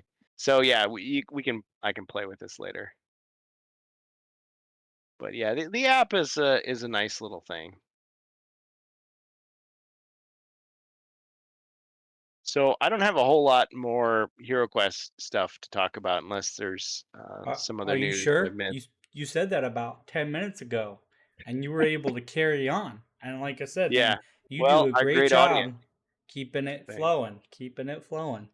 So Yeah. I mean, that's not a bad thing. I'm not saying that is a bad thing. I'm just saying, you got about Yeah. 4 more minutes left of that power hour. So, Okay. I Well, mean, I guess I my can add in because you've been my running this train pretty much by yourself. So I mean, I my can. yeah, I do want to hear what you have to say, but I don't know how much. So I've spoiled myself on First Light, and I don't mind because I usually play as Zargon, but I feel like so far, even without knowing about all those other rules and other things that they could have crammed into that box, it looks like they went all out on this. The only thing that's gonna rub people the wrong way is the fact that the monsters are cardboard. Like, people are gonna get mad about that. And yet those same people are going to be like, yeah, but I bought it just because of the miniatures that are in the box. You've got the 4 new hero sculpts, you got the dragon. I mean, it's still got some value. And if it's going to be something that's like plentiful, that's on a store shelf, it's not one of these like FOMO releases, it's limited run or whatever. You could buy one for each of your friends. You could buy multiple copies if you wanted. You could put a whole bunch of boards out and do some crazy multi dungeon adventure. We didn't discuss the fact that the jungle was not in the update. Well, okay, Bohemius, fair point, fair point. Jungles of Delthrak has so much content, I feel like. They are probably just like crunching, like it's going out of style, trying to get that into the app. Because as we know, it's a small team. I want to say it's like 2 people that are coding all that stuff. They got to get all the voice acting. But Jungles of Delthrak has 16 quests, not just 10. And it's got a branching storyline. So if you go one path, it goes one way. I want to say there's like 3 different endings. So they got to program that in. They got to program in all the new characters, the new monster gimmicks. You've got 2 new heroes with new abilities. You've got 2 different animal companions. You've got let's see.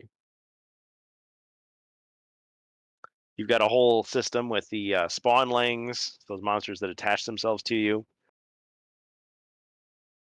I just foresee there's a lot of stuff they've got to add. Whereas First Light, all the stuff that it seems to have is, yeah, it's creative and interesting, but it's just repurposing mechanics we've already seen in other places. It's not 100% new. So it's probably a lot easier for them to put it out. Now, why didn't they just do it like this? Why didn't they just get the First Light thing done, put it in the cache, ready to go? When you hit the button, it'll upload. Then just work on Jungles of Delthrak, get that one done, release that, wait a couple weeks, then release First Light. Well, I don't know. Maybe they just thought, okay, it's going to help us in some way to release the First Light in the app to generate buzz about it. There was this thought that, okay, they want to have it ready to go, like boom, the instant that first kid gets his pre-order, box at GameStop or whatever, and he brings it home, he can fire up the app like right away. Like, his mom's driving the car and he's got the box and he's got the app like already out, already playing. Like, sure, okay. But yeah, but then you could turn it around and say the same thing about Jungles. Like, well, people have had it, they've played it, people are probably like halfway through it, and there's still no app. I don't know. Bohemia says, I think they just push the First Light in front of the line because the release is imminent and they need the app ready at launch. Yeah, yeah, you said the exact same thing. You're right. Well, and the other thing is, if everything goes according to plan and First Light is one of those boxes that's like in every store, like normal stores, not just like hobby stores, or because it's like if you're a war gamer, if you're like a Magic the Gathering fan, like where to go to get that stuff, and it's this small little like hobby store. Um, you go there, you grow your neck beard out, you have a great time. It's awesome, but but like the average everyday person who's just like walking through Target or whatever, just I wonder, is there any cheap game I could try out, or get somebody as a birthday gift or whatever. It's like, oh, Hero Quest. I wonder what that is. Oh, it's only $50. Oh, let's give that a try. Like, potentially, First Light could be Hero Quest for a lot of people. Like that could be their first game. For like a lot more people. That could potentially bring a lot more people in. So they do probably have a lot riding on it. Uh, in that sense. So maybe that's why they focused the priority on it instead of Jungles of Delthrak, because you think about a starter set versus an expansion. Like, an expansion goes to the hardcore players, the more experienced players. Maybe they thought by the time you get to Jungles of Delthrak, you don't need the app. You already know everything. Um, Real quick, I don't mind that we keep going on this subject here, but we gotta take a quick break. Oh yeah, Um, breaks are important. Breaks are important. so we're gonna take a quick break, and then we'll be right back. Um, because last last time we didn't take breaks, but I'm gonna try to take a quick break just so that we have Yeah, time to use the restroom and do stuff. So don't we'll want take a you to real. have bladder surgery.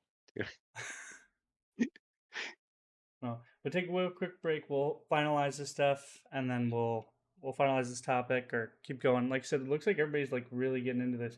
And like I said, I didn't know too much about First Light except for what you told me. But I know I I would like to get back into this more once I get some more like time. But Yeah. like yeah, you've been my Hero Quest newsman for a long Yeah. time. Thanks. Well, and in a way, Oh, it's and almost, their by the budget is way, so small, they rely on us to do it. thank Viral you marketing. or congratulations. I was about to say thank you, but congratulations for hitting 1,000 subs Oh yeah, on your thanks. Yeah, YouTube. well, Are you thanks to our audience for are getting us you to 1,000. yeah, are you considering the partner program at all? Monetization. It's really tempting to make some extra money, but I've also heard so many horror stories about people, like, they get in there and they get demonetized because somebody found they used the wrong word at the wrong time, So like that's in like some certain video. certain videos might get demonetized, but like I said, you're kind of in a position where I would say, and I mean, like we don't have to talk about it here now, but like I said, like being Yeah. casual about it, like as long as you're not like like breaking TOS, um, Yeah. just getting some videos demonetized, as long as it's not your main job, just be Well, like stuff on the side, right?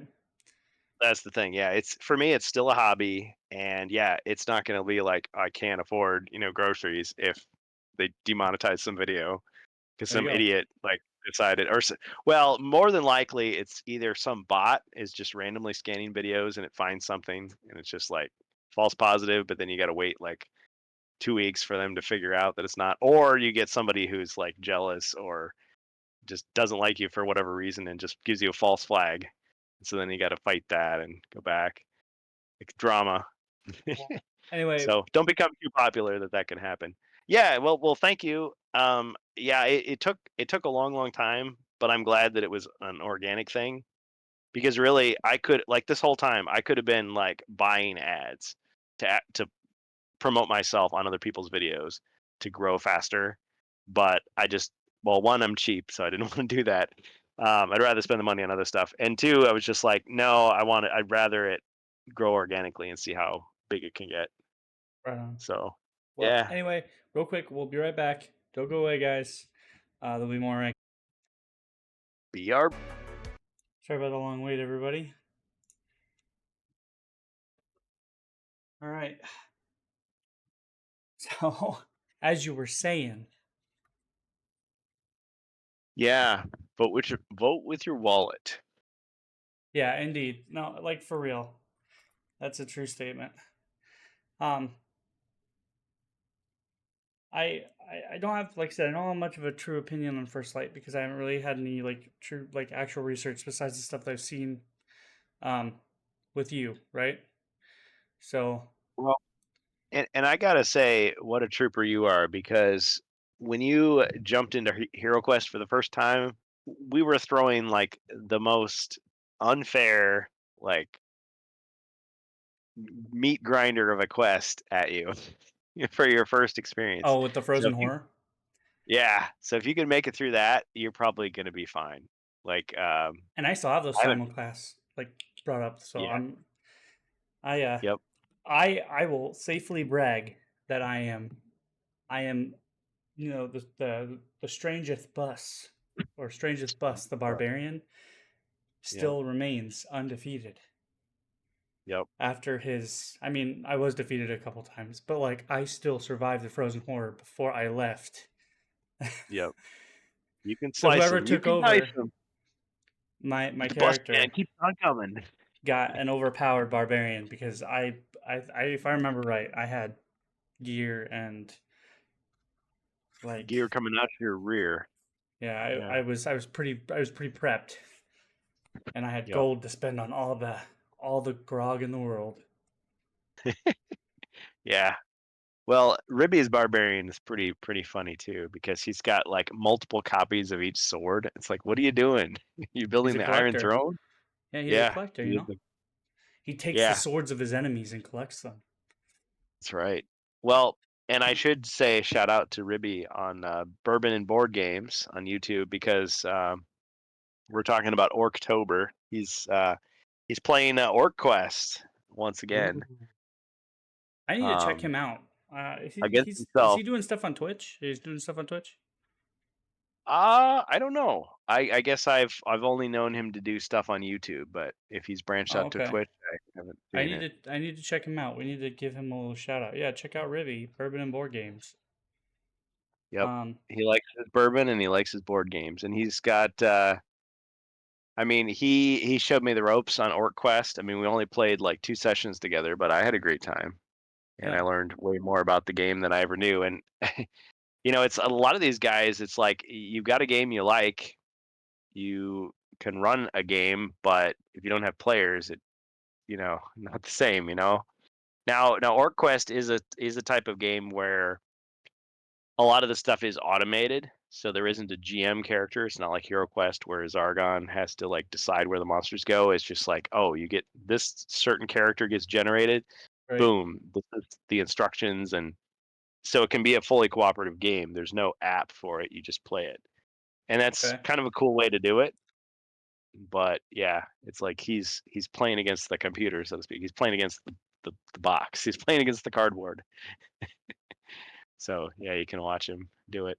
And the more you play or quest, the more you learn. So people will watch the stream and or the replay and say, "Oh, you did this thing wrong. Oh, you forgot to do this." You're like, "Okay." So you learn it better, and the next time, it's even more flawless. because creation is an act of sheer will. Next time it'll be flawless. It'll be Indeed. perfect. Yeah. Well, so are we ready for our next topic? Yeah. You mean there's more? But There's wait, there's more. there's more. All right. I'm gonna try to keep it short and to the point for this next segment.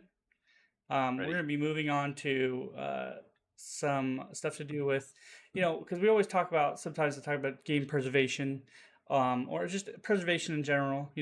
Physical media, or Oh, Ribby, welcome. We were just talking about you. Ribby's remarkable rants. Yep. Good things, I Ribby's hope.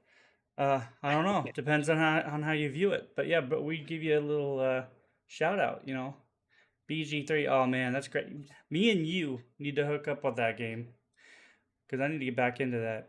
So we need to What's BG3? Boulder's Gate. I hope he's talking about Boulder's Gate Ah, because I like, think I see him playing it on oh Discord. no, So yeah, me Baldur's and you Gate need 3. to do like a you get some You people need to build, together, do a Baldur's Gate you need to build, stream. build that stack of crates and do Oh, so you already got the a group. Macho Man swan dive off the top onto the bear. I now feel left out. Oh well, maybe one day though. I'll get Ribby to join me in some Baldur's Gate. Um. Anyway, we were talking about preservation. It's important, no matter how good or bad said thing is, because it helps us. It helps remind us of said things or stuff, and helps us learn. Especially with future generations, people who didn't get to experience, um, you know, art, media, the just the things in the time period. Preservation is good for that. And I mean, as far as emulation is concerned, yes, I mean we're going to be using emulation. In this case, it is emulation, but this is just in general. Um, and when it comes to big companies, I understand, like, once again we come back to it being a business, right? uh, I was just talking about how, with like big companies like Hasbro, they control a lot of things. They want to make sure things are profitable. It's a business. It's no longer about uh, uh, your personal passions, because it doesn't always make money. We want to make sure we're the numbers are we're meeting the numbers. We're meeting statistics, stuff like that have to get met. There's a lot of corporate meandering. So when I go to emulation, we're going to be talking about companies like Nintendo. Now, me and Kurgan kind of have we were talking about this prior, and I didn't quite know about this because I had kind of a different view of Nintendo as a child, but I didn't particularly know about it. I did know that they're a little bit uptight when it comes to their own, you know, their own media. Yeah, But they were jerks. I have always kind They, of viewed they, Nintendo, especially with their they were higher kind of. up. Can I Um, just say this real quick? Nintendo and their heyday in the 80s were kind of like Disney at that time. They had a great squeaky clean public image.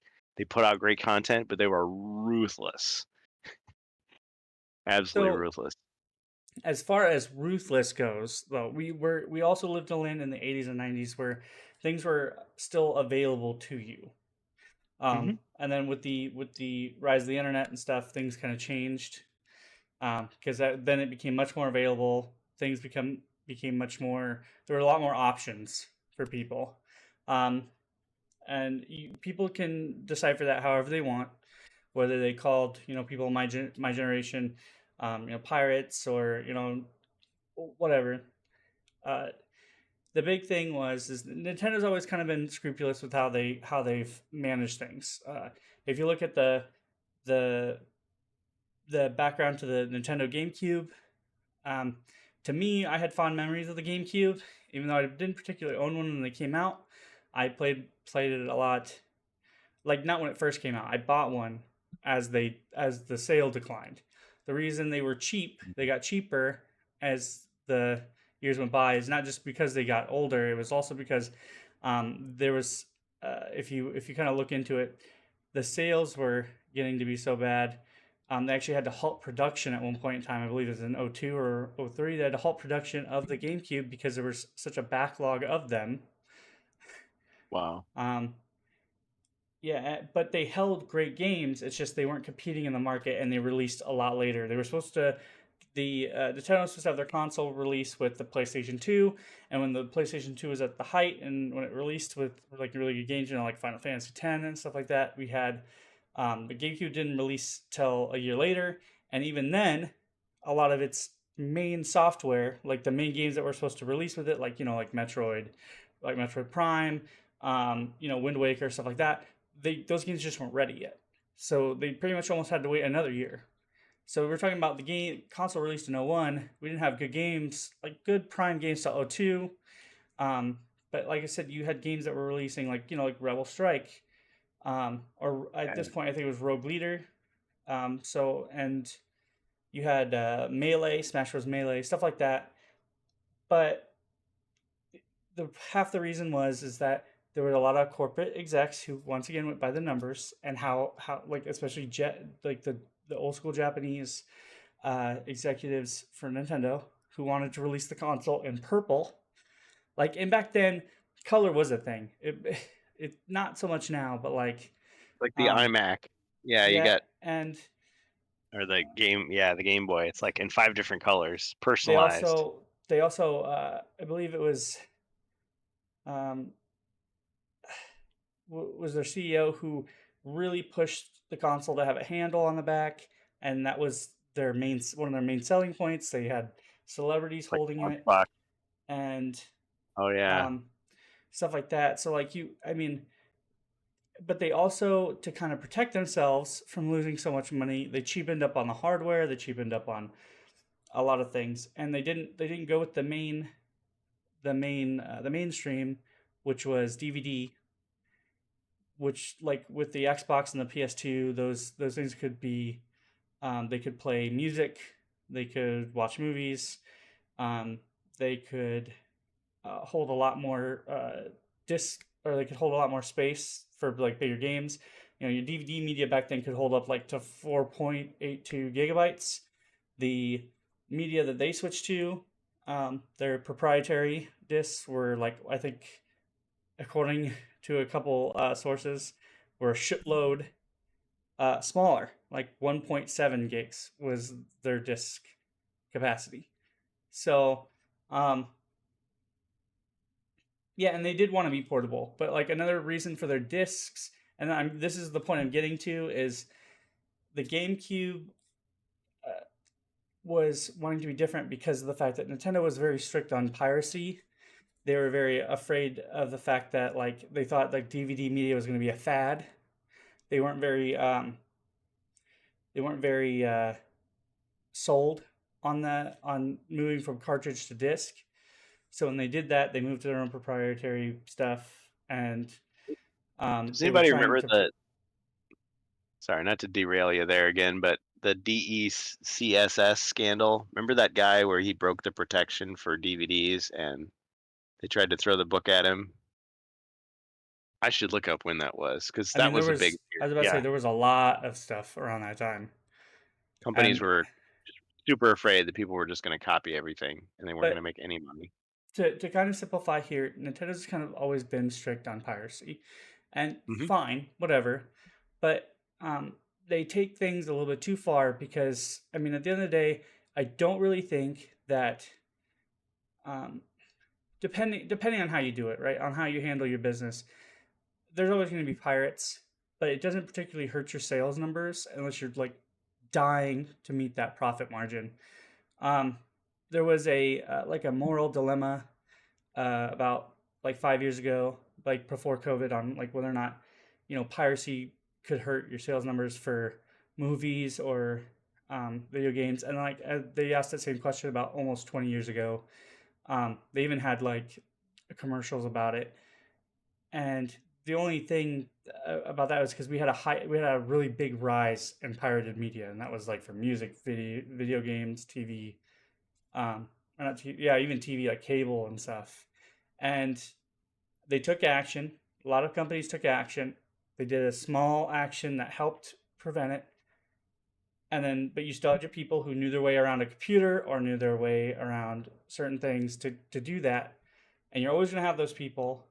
But either way, it helped. And that's where I think you should keep it. Nintendo goes above and beyond that. Well, not just Pirate Bay, Kurgan, like with cable and stuff, they put boxes or they put caps on like the cable boxes outside. Like I remember my internet service provider telling me like you could actually run your internet through those filters now, and you get better internet service because those filters communicate differently. But they were technically like a uh, like a cap to keep people from stealing cable, like back in the day or something like that. Yeah, you So could invite somebody over to watch TV with you, but you couldn't like run your cable yeah, like thing the outside in their boxes. house. So like if somebody could get Yeah, into the outside box, they knew how to, or they could run a line through it, or yeah, so they you could wouldn't have steal to pay somebody for it. else's cable, and like that was the thing was that was a big problem. But anyway, back to where I'm going with Nintendo. According to this, um, and this was about well, it was today at like 4 p.m. our time. Um, there was a tweet that got well, I'm gonna say tweet, but there's a message sent out on X, and it looks like according to this user here, yesterday the user GDK Chan was contacted by Nintendo and offered an agreement to stop working on the project, which would be the project Ryujinx, which is the Switch emulator. Stop working on the project, remove the organization, all related assets he's in control of. While waiting confirmation on whether he should take this agreement, the organization has been removed. So I think it's safe to say what the outcome is rather than leave you with this only panic with only panic and speculation. I decided to write the short message. So he continues to say thanks to everybody who contributed to the project and development. And this is coming from Ripin Piri Piri. But they're assuming, according to Wario64 on X, that the Ryujinx Switch emulator is officially dead. And that's as of 1 p.m. on October 1st, which is today. But so, and I'm kind of going to follow a little bit more on this by saying that the Switch is still relatively a newer console. And the emulation for it is different as opposed to things like PCSX2 and 3 and things like the Dolphin emulator. But this isn't the only thing that has been kind of like killed by Nintendo recently. And I'm only going to give you guys one more example, but it's kind of like internet wide. You can kind of still go looking for them. But as I think of a couple months ago, if you were to visit, the only official place I would recommend if you were going to grab media, and that's like I said, I recommend dumping your own ROMs, right? Because it is the legal thing to do. Yep. But if you are grabbing a copy to dump, or if you're going through the archival for emulation, Vim's Lair is one of the official sites that holds this stuff. And if you go through their Nintendo category, let's take a look here for I don't even know, like we go to like just anywhere, right? Like Game Boy, just go to like Game Boy and we look up like Pokemon or Zelda. Like, yeah, just Zelda. We go to Zelda and pull this up here. Download unavailable at request Nintendo of America. You go to like N64, Ocarina of Time, unavailable. Same thing for a lot of things. I don't know if, yeah, like GoldenEye is still available, but anything Zelda related, gone. This was not the case a year ago. They Um, got C&D'd. so what Nintendo's doing, and I don't exactly know when it started. I know it was a couple, like probably a couple months ago, but as of you know whenever this started, but for me, as of a couple months ago, this I visit Vim's Lair officially just to check on this media, and for me, if I need copies of ROMs, or if, like I said, this is where I go to get the emulators I'm looking for, because I do um, development for the PS3 emulator and for the 360 emulator, right? So if I'm comparing a ROM to something of my own, or hell, Hmm. if I'm playing something, um, like I said, I'm not, I don't recommend any illegal activity, No. but it is an archival site. So if you're going to post or put anything up there, um, anything like that's a big seller for Nintendo, or you know something that's a big classic, Pokemon, Zelda, Mario, I believe. Yep, Yep. Mario. I don't know. Let's see. Perfect Dark. No, Perfect Dark's available. Um, but like I said, they're Yeah, notice heavily. it's They're their like brand stuff. Yeah. It's not So their license stuff. yeah, and it's anything right now. So, and like I said, I don't know if that's the case for any other places, but any other places right now, like a lot of the big ROM sites are going down. Like they're going down, or they're unsafe. So if you don't know about any safe ROM sites, no longer Google it. Get like a VM. Um, like if you have another machine, or if you're running Linux, use a VM, like a virtual I'm machine, kind of and I'm kind then of like surprised it took them this peruse. long. Yeah, Um, surprised it took them this long. I mean, no, But I guess it didn't take them this long. What happens is they do this in waves. I think this happened like once, what, 6 7 years ago with what was that play? Like it wasn't Dope ROMs. It was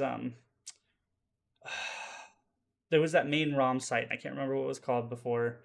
Um, but they were a big yeah, ROM site, and they got got- CND'd real hard. Like the whole site had to be taken down because they were being sued by Nintendo.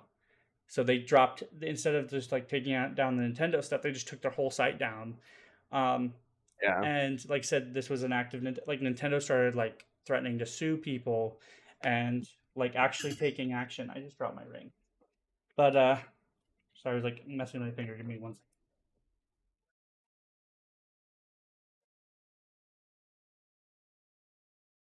My bad.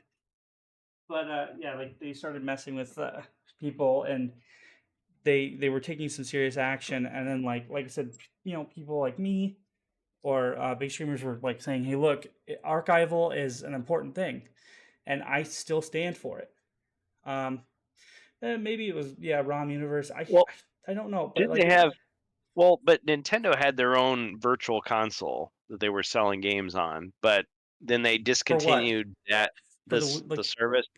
Yeah, for for the Wii and then for the Wii U, and each of those in turn they ended the service, so you couldn't get the games anymore yeah, and unless like you at the downloaded them on time, that hard drive. still like Yeah. this, like with the Switch, right? At Hmm. the time, it was different now, because like with the Switch, you have to pay the sub fee or the yearly fee. I think with the Switch and or with the Wii and the Wii U, it's different. They were just available to purchase each game, but they Yeah, you released them download the very data. slow because they were just like re-releasing them for those consoles in their own like emulation environment, I believe is how they were doing it. So they were having to like slowly release them, because you have to make sure they're playable, they weren't like riddled with bugs, they would emulate properly on the console. So like people weren't getting the games they wanted, like one, not quick enough, or two, they weren't getting them at all, because by the time the new console came out, they would just stop doing it for that console. um, Yeah. so like you get like the good games, like either Mario 64, you get a lot of like SNES games or NES games. Um, Hmm. I think the Game Boy Wii U Advance. started doing like re-releases of maybe some N64 titles, but mostly once again it was still like the really big classics like on the NES and Super NES. Then the Switch Yeah. came out and they started doing their Game Boy NES thing, and then people were like, "Well, where's the other stuff?" And now they're just now starting to get to it, and they're releasing stuff faster. But we're on the end of the Switch's life cycle, and like I said, there's a Crazy. lot more They're than it ever pushing it out. was because Yeah. I still have my Switch. And I think I was subscribed for a while. I don't know if I still am, but they even got Sega games on there now. So Yeah. the big thing, see, Ribby says it's crapola, but there has been more, I think, available than there was on the Wii U or um Bohemian says I don't Well, get the point. The point for me is the fact that once again we're at round three of like companies like Nintendo trying to shut down emulation. And right. to me, It, it's not like people are always going to use emulation improperly, right? There's to me there's no yeah. like real way to stop that unless the site decides to stop that. Like maybe you can show them a copy of the ROM you dumped or something in case you need that, or they have but archival is a big thing, and the internet's great for that. You See know, what they're doing. They're not just going at. That's the thing, though. Now, Nintendo is not just going after people who have pirated their games. Okay, that you can get. All right, it's like, okay, we could be selling this game ourselves, but you're giving it away for free, so we lost the sale potentially. That's what they're thinking. Okay, but they're actually going after people who design these emulators that make, because a ROM by itself does nothing. You have to have a machine that simulates the hardware, yeah, the and original hardware I that mean plays it. So it's the like they go main after that point guy, stop the though, development. Kurgan, is the fact that like you Yeah. like let's say for example, right? Granted, yes, Bohemius, it is Nintendo's property, right? Let's say, for example, I liked Shadows of the Empire, right? Or that's a bad example because it's available on PC. Let's say Mario 64 or um, Mario Kart. Those are really big classic games, right? Um, a lot of people like to play those games. A lot of people like to go back and uh, enjoy those games, right? Those games don't have any of the modern like garbage put in them. Like I don't know if the Nintendo does microtransactions or anything right now, but like there's a reason some people like to go back to classics is they don't have any of the modern like garbage snapped to them. There's not like it's just what it is, or they like to relive their childhood. You know, or for example, your console from back then is getting old and broken, and eventually those consoles aren't going to be available, like just for regular like purchase. A lot of big companies are starting to axe things like emulation, or like they're starting to not make those digital properties available unless you either A, rebuy them for a large price, or B, you just don't buy them and you buy the new re-release, uh, like like their current Mario Kart or the current Mario games, because they can control what media you're currently like playing or taking control of. Like it would be like for me if they stopped reselling old Star Wars games just so I can play and the only one I'd be able to play is the newer Battlefronts, which they actually almost tried to do that at one point. Yeah, they try to make it Yeah. disappear. Um, It's one thing if they're going to sell it back to you again, but most of the time they don't. They just like hang on to it. It's like it's going back into the vault forever. Also, the it's not about just pirating something. And I tried to make that point clear when I started this, but it's just about archival in general. The the ability to learn from what came before, or having something available to for research, like you don't even have to play it. Being able to watch it, being able to have the file available or something like that, so that you'd be able to know like what the original game was. So if you like for current developers, and that's any game. I'm not even just talking about Nintendo games, but it starts with companies like this, because if they like do the whole Disney Vault bullshit where they lock something away and you don't have access Mhm. to it, they can control whatever they release. You don't have a say in what they release. And that means like you'll get games like 2K15 or 2K20 or whatever, like those dumb sports games where they're all fucking microtransactions, and your video games will just suck. Yeah. You know, you I encourage people to vote with their wallet, right? It's going to be even harder because the people who are like, I really enjoy video games, and if I can't play the games that came before me, I'll be stuck playing the current games that suck now. Like a lot of people are Yeah. just going back to what they enjoy. Like Yeah. people even younger than me, they'll be like, I'll just go back and play the older like PS3 or 360 titles, or I'll go back and just go Spe- back to what I knew. If you can't do that, or Speaking of, you know, if it's not available to you, mm, then you really are stuck. And like I said, I understand that. Like I'm not displaying this very like confidently. The only thing I can say is yes. At the end of the day, it is Nintendo's property. They do get a say, and mm, it can hurt sales if enough people are doing it. But at the end of the day,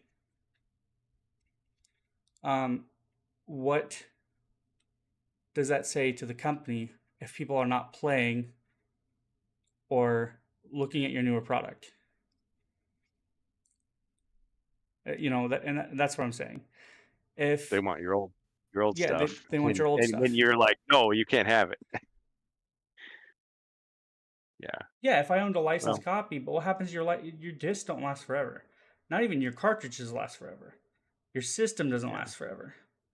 That you know that, Yeah. and that's what I'm saying is like that's another thing is with archival you can renew those things. You don't need to just emulate it. With archival Mhm. you can it, they can resell them for physical media. Like even the Yeah. company can. And that's what I'm saying Well, is like I'm not even saying it right now because Nintendo still has it available, like some of those titles available on their online service for Switch. And like I said, if they keep doing it, this isn't as much of a problem. I'm mentioning it because this is the third time they've started this trend, and before they weren't even releasing stuff on their service for like classic games or anything. They were just ripping stuff off, and pretty much telling their fan base to go fuck themselves.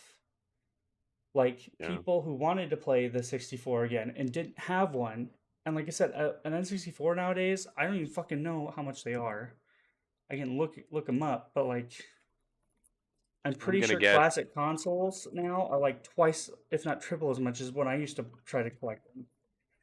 Yeah. A Like lot of they those are. systems are 150, 120, 170. And we think about Oh, they're with still not. inflation. They're still not super bad. You can, depending on what you can get them anywhere from like 70 to 150 bucks. But that's crazy Can I though. can I say this? Um, I may be a weird guy, but it's like, yeah, if I wanted to, and even with all this stuff, if I really wanted to, I could have like every NES game, every Game Boy game, every Super NES game, every N64 game, every GameCube game ever made on my computer. What are you going to do about it? Like, okay, but there is a certain, not everybody, but for me, there's like a certain feeling of like loyalty. Like, even though I could do all that, like, I want to reward what I consider to be good behavior. So, like, so you can't see my game shelf, but I own like lots of different like compilation discs that have been released for different consoles. So, like, I've got a whole bunch of like PS2 games that I didn't even want to play, but because they had like all the King of Fighters games on them, or all the Art of Fighting games, or all the Samurai Showdown games, like they're all in there. It's like I wanted to support the fact that they were releasing those. I have a couple Switch games. I have 360 games. I think I have an Xbox One game in there. These are all like compilations. I've got Wii, and it's like I bought these because it's like I was proud of the fact that they were actually releasing them on physical media, fully emulated. And that's the other thing. when these companies embrace emulation, or when they used to, they stood on the backs of, or they stood on the shoulders of giants. So these fans, reverse engineered the stuff, emulated the stuff, came up with these good quality products, not just MAME, but like all these other emulators. And then the companies just kind of like swooped in and went, "Oh, you did all the work for us." So yeah, they got to do testing for the arcade archives and stuff, but they pretty much just like used the work that fans had already done.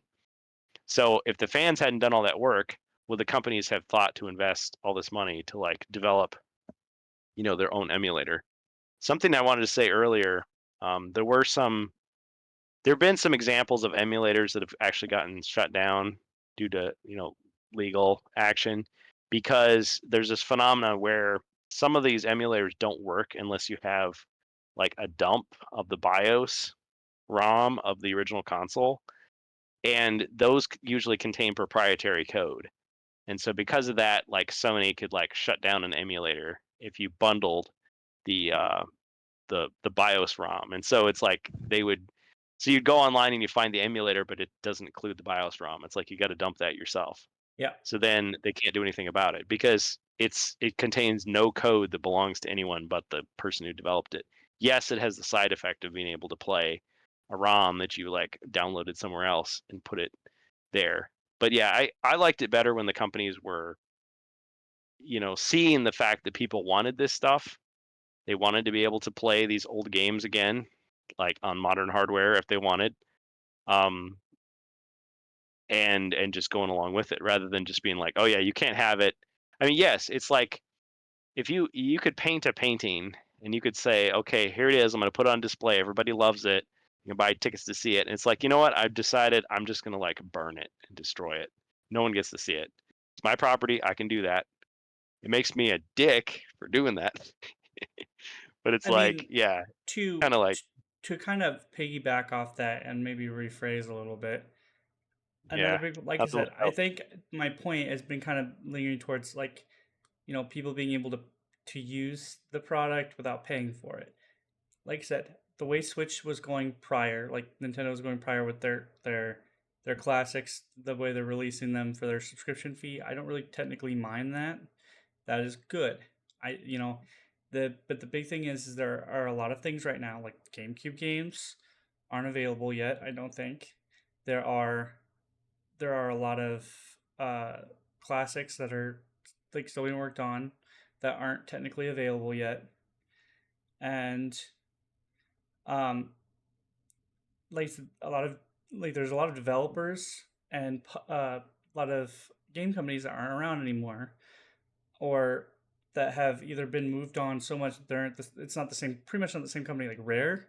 Like a lot of games from Rare are like really good games, and technically, I don't think Nintendo owns owns Rare anymore. I think Microsoft did at one point. But Yeah, I lose track of my those companies. my point there is like, for example, Banjo Kazooie or Perfect Dark or something like that. Those are games. They're like masterpieces, right? It'd be the same thing as like music or TV. A lot of this stuff is meant to be rewatched, and yes, if you bought it, it's yours. And it Yep. comes back to my digital discussion. What, a couple rantcasts ago? Oh yeah, Digital licensed, purchases should limited. be meant to be yours. In a perfect world, when technology like evolves, you know, then you can own that and it'd be yours. What if we just let the company do what they want? They will not be yours. And according to a lot of EULAs, if you read them, a lot of licenses that you purchase are not yours when you buy them digitally. They have the right to rip them from you if a certain situation like pops up. Like if, like for example, the license expires or they choose to stop selling it. Like in most cases with Steam games, if they rip them off the market, you can still have the copy that you bought, but at the end of the day, multiple backup copies. Yes. So you can dump your own ROMs multiple times, I suppose. Yeah. What I'm saying Well, is yeah. that archival itself, because what you're referring to, Bohemius, is somebody who keeps that particular license for themselves. And at that Mhm. point, Nintendo can just do that, right? They can own an IP, keep a copy of something for themselves. It goes down to just having the license being shown, right? Or just having something shown, like, because once again, if we can't learn from something, we are doomed to repeat said mistakes. I'm not even talking about good media, I'm talking about bad media as well, right? There are people who worked hard, like, and if I'm talking about the games that I'm talking about here, there are people who worked hard on those, like, and there are people who put their blood, sweat, and tears into the old games because they had like certain passions for them. Like the original Pokemon games are awesome. The newer ones, to me, they're not so much. Some people might like them, and even them, even they put hard work into that. But once again, if we just like let it go, eventually it'll just be gone forever. We won't be able to learn from any of that stuff. Like our generation is eventually going to be gone. So, and Yeah. like I said, if we just let it go and we don't have archival, and I'm not even just talking about the internet then at that point, because if we're talking about like because we can't rely on a big company to have its own archival system. You're just They're saying, short-sighted. hey, you're just saying, hey, let them back it up. Well, once again, how is you know Johnny fucking Appleseed, who lives at home at the age of 14, who his dream is to make something, like he has a passion in game design or wants to make a book or story. He's a story writer, and you could take that to a video game. His inspiration was, I don't know, uh, he the I don't know, the gold the Zelda series, right? But he's never seen any of the early ones because they were gone. I'm not even talking about playing them. I mean, playing them would be great, even if he had to pay for it, or he or she had to pay for it. That's what I'm saying. Is that archive? I'm talking about archival as a source, right? And what I'm meaning at the fact that they're doing this again is because we're not mentioning anything at the fact that like they're doing it. Like Nintendo likes to take the extra mile on these things, right? They're not saying, "Hey, you're like letting our property go out for free. That's a problem." You know, whatever. My thing is the fact that there are sites meant for archival. Yeah. So they're like, "Oh, we don't like archive.org because it could be used for piracy, so we're gonna try to What? shut the whole thing down." What is he talking about? That is a good thing. Oh What? no, he's got to be trolling. Oh, yeah, I don't know what he means by that. Yeah, Doctor Who in the '70s was pretty cheesy, but it's Doctor Who has been cheesy throughout its entire run, like Oh, well, from yeah. beginning to end. It always has been. But yeah, at a certain point in time, the BBC decided, oh, these old episodes of Doctor Who, we don't need them. We'll just clear some space. So they just like wiped the tapes. They just deleted them, Mm. and fans were pissed. I no, I just And of didn't. course, I didn't know what like he was referring to. I saw the Doctor Who. I just didn't particularly pick up yeah. like his Well, sentence. So sorry now about they're that, kicking Bohemians. themselves because yeah, it's okay.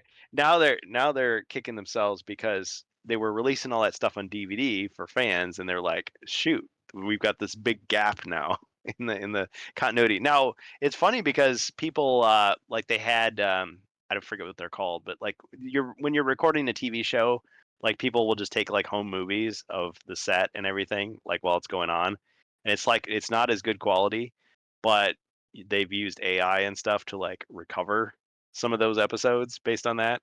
And they had like audio recordings, and so like they've reconstituted some of those episodes. But yeah, it's like you can look at the scripts.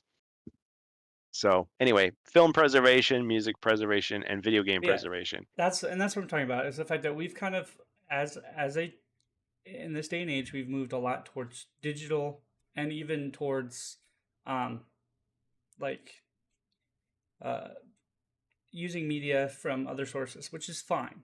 Like the big thing is that it was a lot easier even 10 years ago to keep your own music, to hold your own media, because now that we're subbing to stuff, we're borrowing the license, right? You know, Yeah. and that's what I'm saying is that the option to buy something should always be available to you.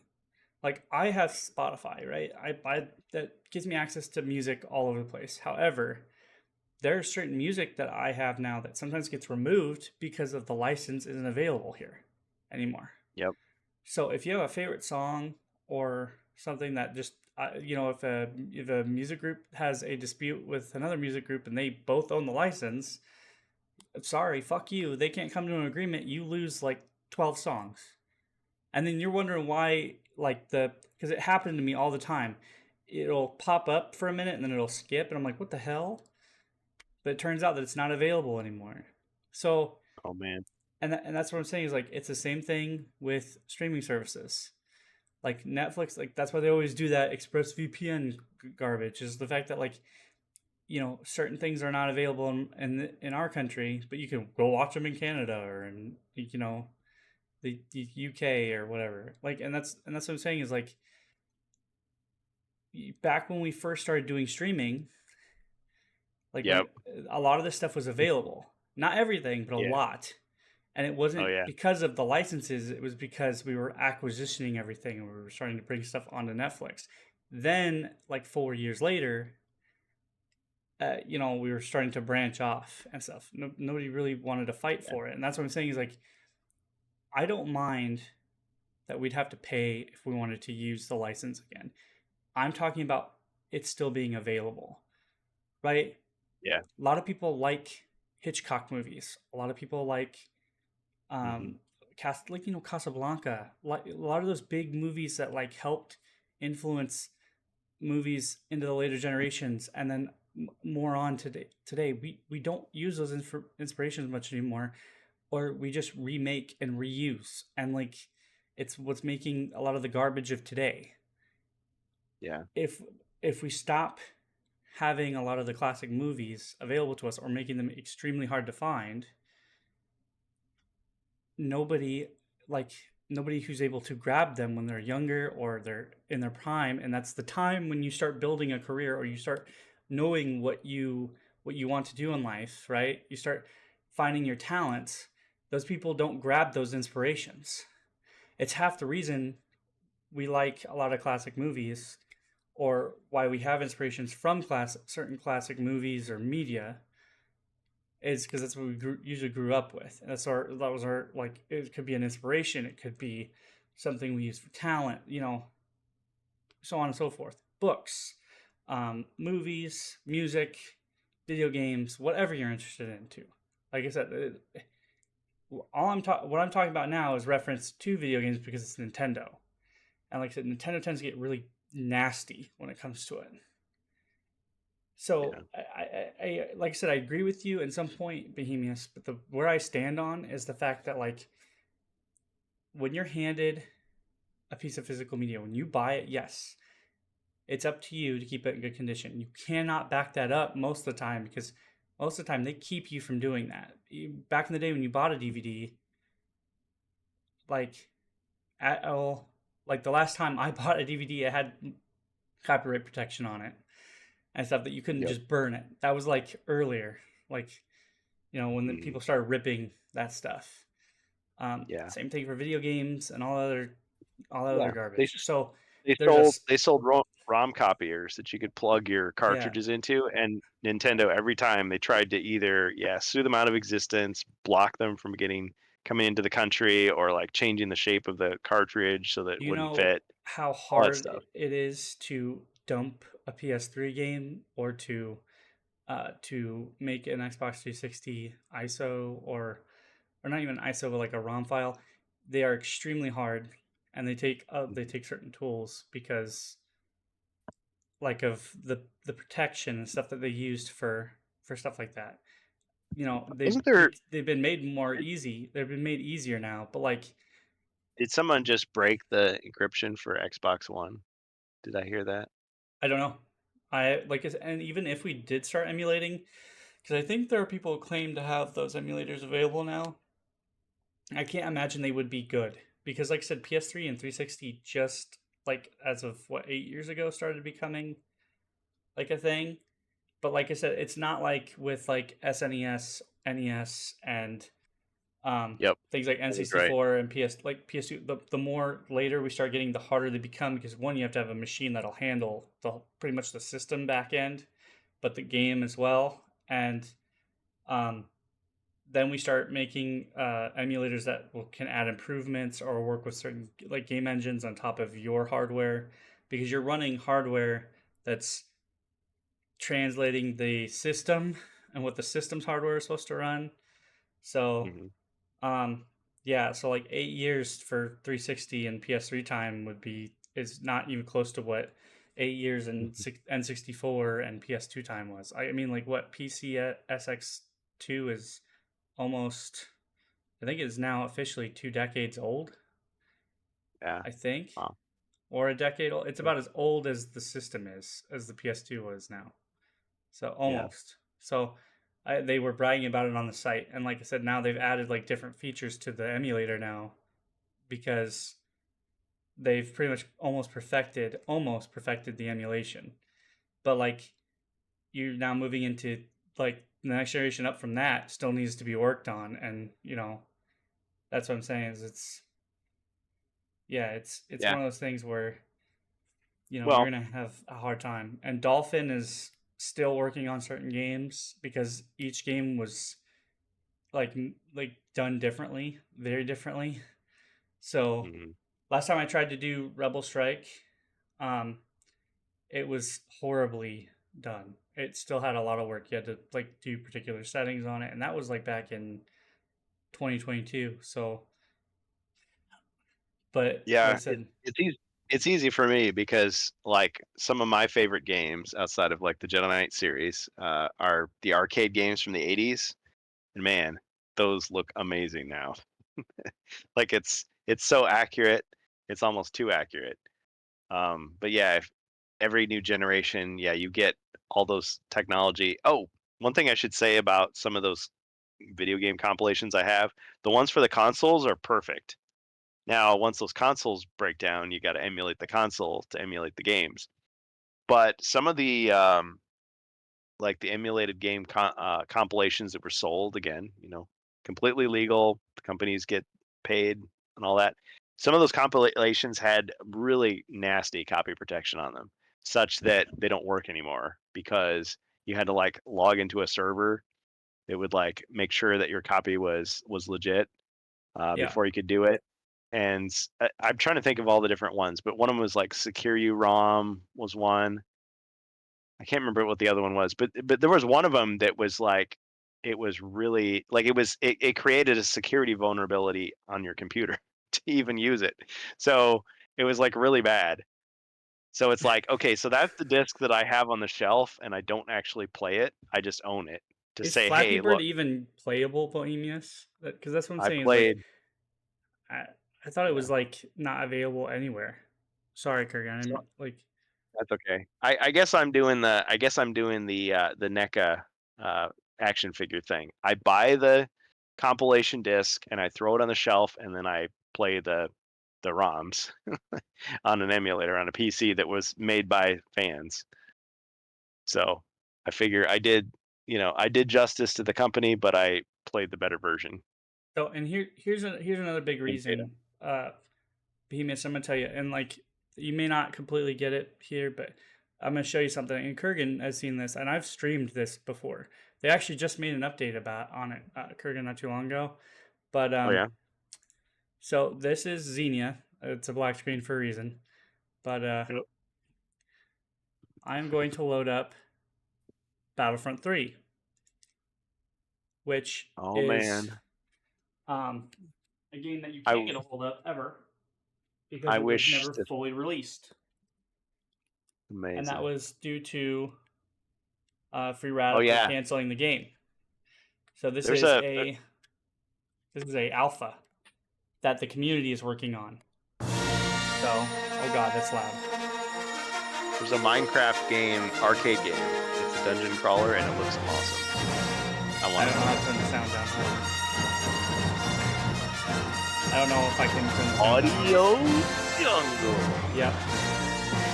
Audio Jungle. But anyway, we're gonna get completely claimed on that. So, but yeah, Dang. I mean, I Every time we try to do a emulator. Star Wars, yeah, yeah, Battlefront 3 is amazing. I love the fact that you even though it's broken, it's a slice, it's not complete. You can do so many things that I wish like modern Star Wars games had. Like starting out on the ground level as like a trooper or something, and you get in a ship and just take off and go out into space, out into the wreckage of the Death Star or whatever, and do battle and come all the way back. The copyright strikes back. Yeah, let Yes. me see if I can. Well, Let me see if I can see, get at the one volume time, mixer to work, and I'll at try one this time, again. I would have. At one time, I never saw the need. I was just like, yeah, you can just have a CD with like all your Sega Genesis games on it and just play it on your computer. That's the best. But then I rediscovered the fact that, oh, I can just fire up my console and I can get a flash cart. I can use the original controllers.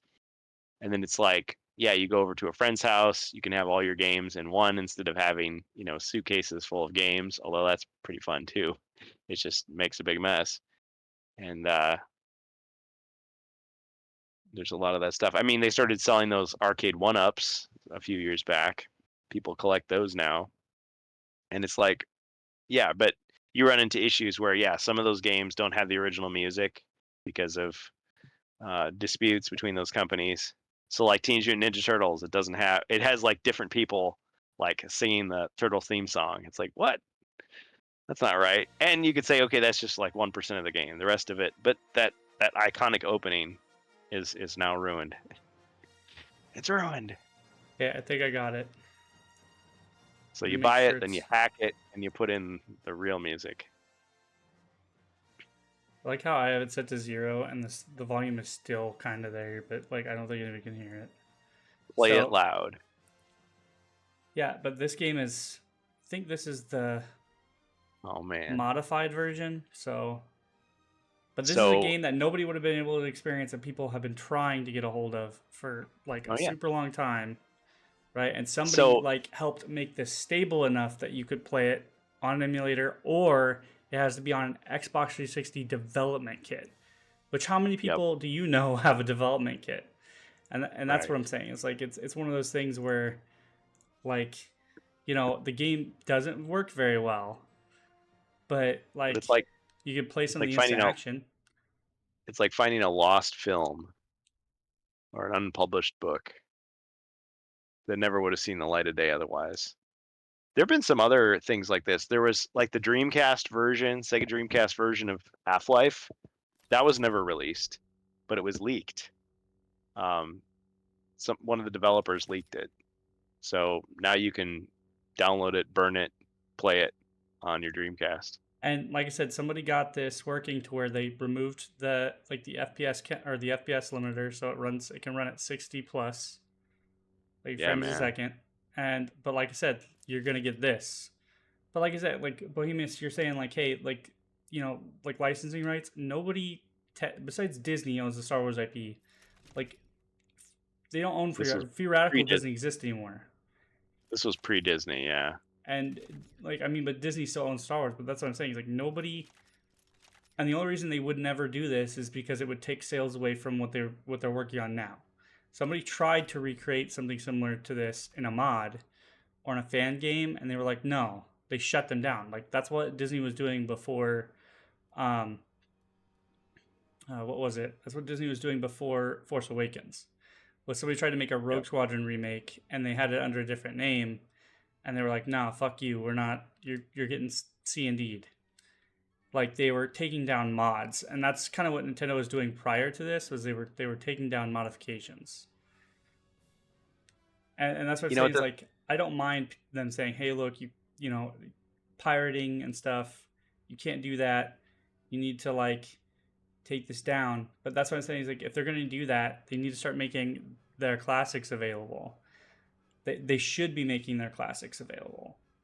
You know what this reminds me of? I know it's a little off topic, but when I'm seeing these bots like stuttering around and then you're following them, this makes me think of so many games that I've played where like people are trying to like be more role play as they're playing like Jedi Academy or something, and they're like, "Hey, let's like slowly walk around this way," and then you're the guy that's gonna screw it up and just like pull a blaster out and start shooting.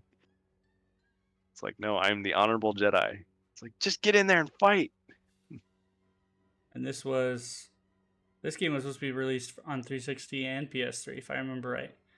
But like just look it up. 3 Radical Battlefront uh I would have, Battlefront 3 if trailer. This game man, is if I had awesome. known about this game, I would have totally bought it. And the fact that I didn't know about it was probably good because I would have been so pissed to find out that yeah, this was canceled, not coming out. And it got canceled because it got leaked and Free Radical is having problems and having disputes with the people at LucasArts. So their head of Really? office decided Okay. to say, "Fine, fucking shut it down." Dang. Well, and I watched the stream where you did this playthrough, so I probably heard that and I just had forgotten. But yeah, dang. That's really too bad that they let something this good like go away. But yeah, the selling point to this was this, like the ship battles to air battles to land battles, and Can the you fact that land on you the could, planet? yeah, Hell yeah. you totally forgot about this, didn't you? I have, yeah. I probably fell asleep in the middle of the stream and I woke up and thought I dreamt it. Yeah, man. Yeah, this is what I always wanted out of a Star Wars game. I can't believe it. Man, they had it. They had it in the palm of their hand and they threw it away. See if I can remember where to go because I almost can't remember where I'm supposed to go. But yeah, it's Yeah. over I here. mean, It's very out of the you can way. tell there's little glitches and things, but yeah, there's so much there. You can see the potential.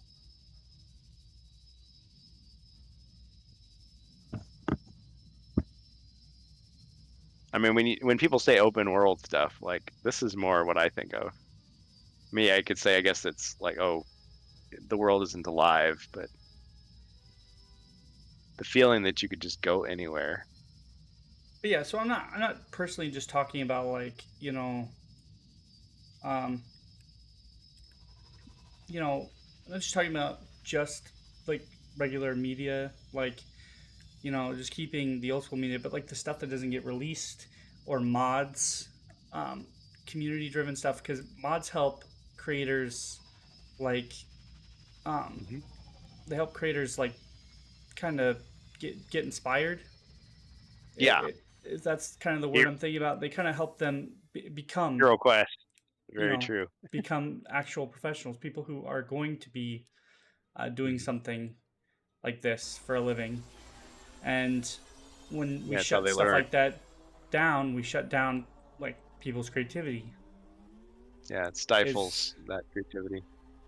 what It we it expected it for creates that. Battlefront 2, but they didn't deliver. Yes, Yeah, like I said, yeah. and When like you're I when said, you're they're when killing. you're that heavy-handed, when you're that heavy-handed with, yeah, it's your property, but when you're that heavy-handed, you you yeah, you stifle that creativity, you shut that stuff down, you harm the loyalty that people have for the product, um, and then you throw away potential like sources of revenue because yeah, when I see there's a lot of like really cool mods for a game, I'm more likely to get that game because I want to try out those mods.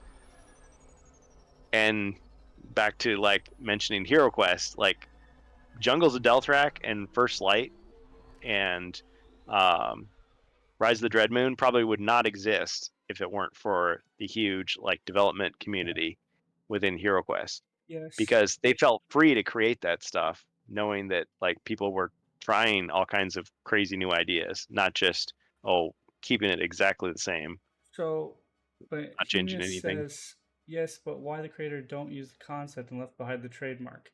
What are you talking about? Are you talking about for this?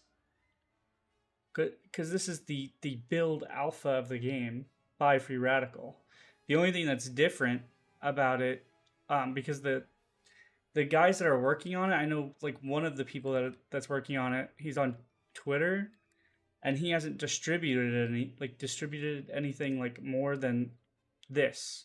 This is the unlocked version, and it's still the original. Like everything that you see here is still the original dev, like from Free Radical. It's just they pulled up the files in like inside the game, and they like were putting stuff together or replacing or recycling stuff.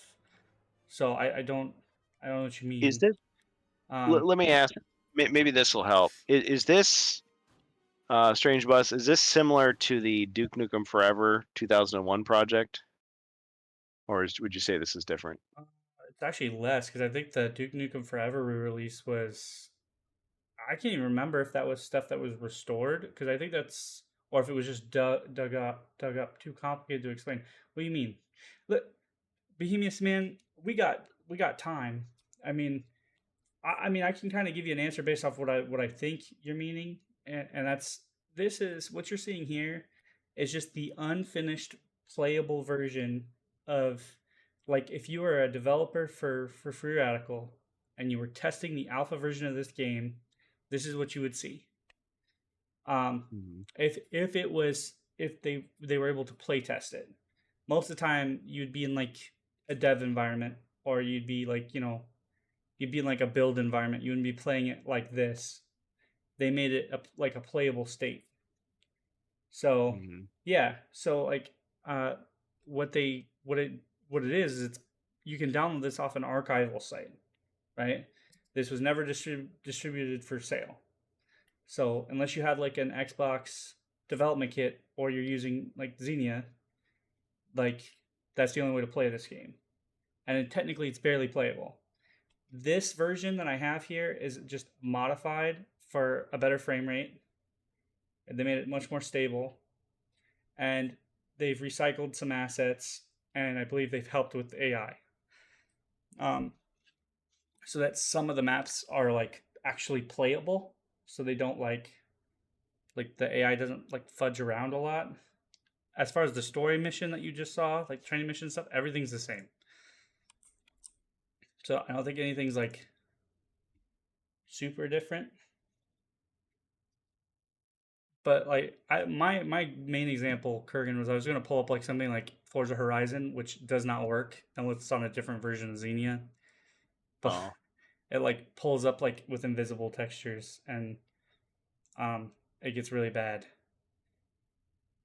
But like there's also things like this, like what I'm showing, like seeing now, um, or uh,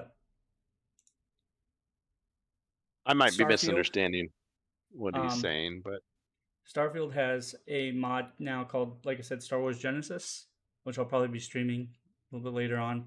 But I can pull it up now, and that's literally just a mod using. It's, well, it's more than a mod. We're just using 197 mods right now in version I 6. was okay. So I did get what he was saying. So yeah, why? What's up, Hey, it's Chill? Chell, bro. So I think I understand why. So there's people who really wanted Battlefront 3 to come out, and it never did, and it never will.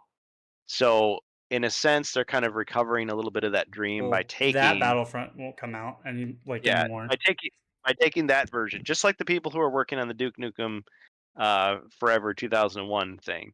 They're saying, well, but what if we work on it a little bit and sort of you create this, uh, you know, not perfect, but kind of like approximation of what the game would have been like. You're like bringing that dream back. But yes, what he is saying, and I like that, is just the idea of having like an open world Star Wars game where you can come out of the hangar as a trooper, get on the ship, Okay. fly out into space, fly down to the planet. Why not just do that concept in a new Now, game? Because you know it's so awesome. Of allow me to rant course, you're going to have here to develop a whole new because game I'll answer that question. or make Uh, it generic like Starfield, but allow me to good. answer. Allow me to answer that question. As Go far for as it. a game is concerned, like a brand new game, Bohemius, many people have asked for it. and for some reason, it never comes out. Every company that has been passed the Star Wars license for video game has not done that particular style. Like we've had certain games kind of like it, but every good possible Star Wars concept that, or one that looked promising anyway, recently in the last 10 to 12 years has been canceled or thrown out the window ever since Disney took the IP. So hold on and I'll read his message. But to answer that question, it's not something that you just can do. I mean, you probably get away with it now. If somebody wanted to make like their own like fan project, that's a lot of work for somebody in that small of a field. And I mean, I totally encourage somebody to do that. But it's a lot of work for somebody who isn't under Disney right now just to get a C&D letter saying you can't do this. Because like I said, if you look it up, there have been people who tried to recreate KOTOR as an open world RPG. And like I said, they put it under even a different name. And about 2017, they were C&D'd. Somebody tried to recreate Rogue Squadron and Unreal 4. They were C&D'd. They even put that shit on Steam, and they were C&D'd like super hard. They had to cancel it. Jedi Outcast. I don't know if somebody. No, that guy gets shut down. There's a guy who's recreating he was recreating the Dark Forces 2? Dark Forces 2. Yep. In Unreal, and I think it's okay so far. But like I said, we're just afraid for those guys because man, yeah, like I said, the big projects, the people who are like spending months or years, like I said, because those projects took like at least 2 years before they were C&D'd, and it was around the time that Disney was like doing the movies and the fucking Star Wars stories and trying to release their video games at the same time. So I get it. They never learn their lesson. Well, like I said, man, I'm just trying to break it down for you, right? Like, I want to play football in the garden of a private villa. You can't. Is illegal. I mean, I get where this guy is going with it, right? But that's, to me, at least here, that's, that's the freedoms that we had before. Nobody used to care. That stuff was free at one point, right? Yeah. It's different from, I don't know what you mean by private villa, but like I could play football in my backyard. I'm not going to have the NFL coming knocking down on my door saying you can't play football, bro.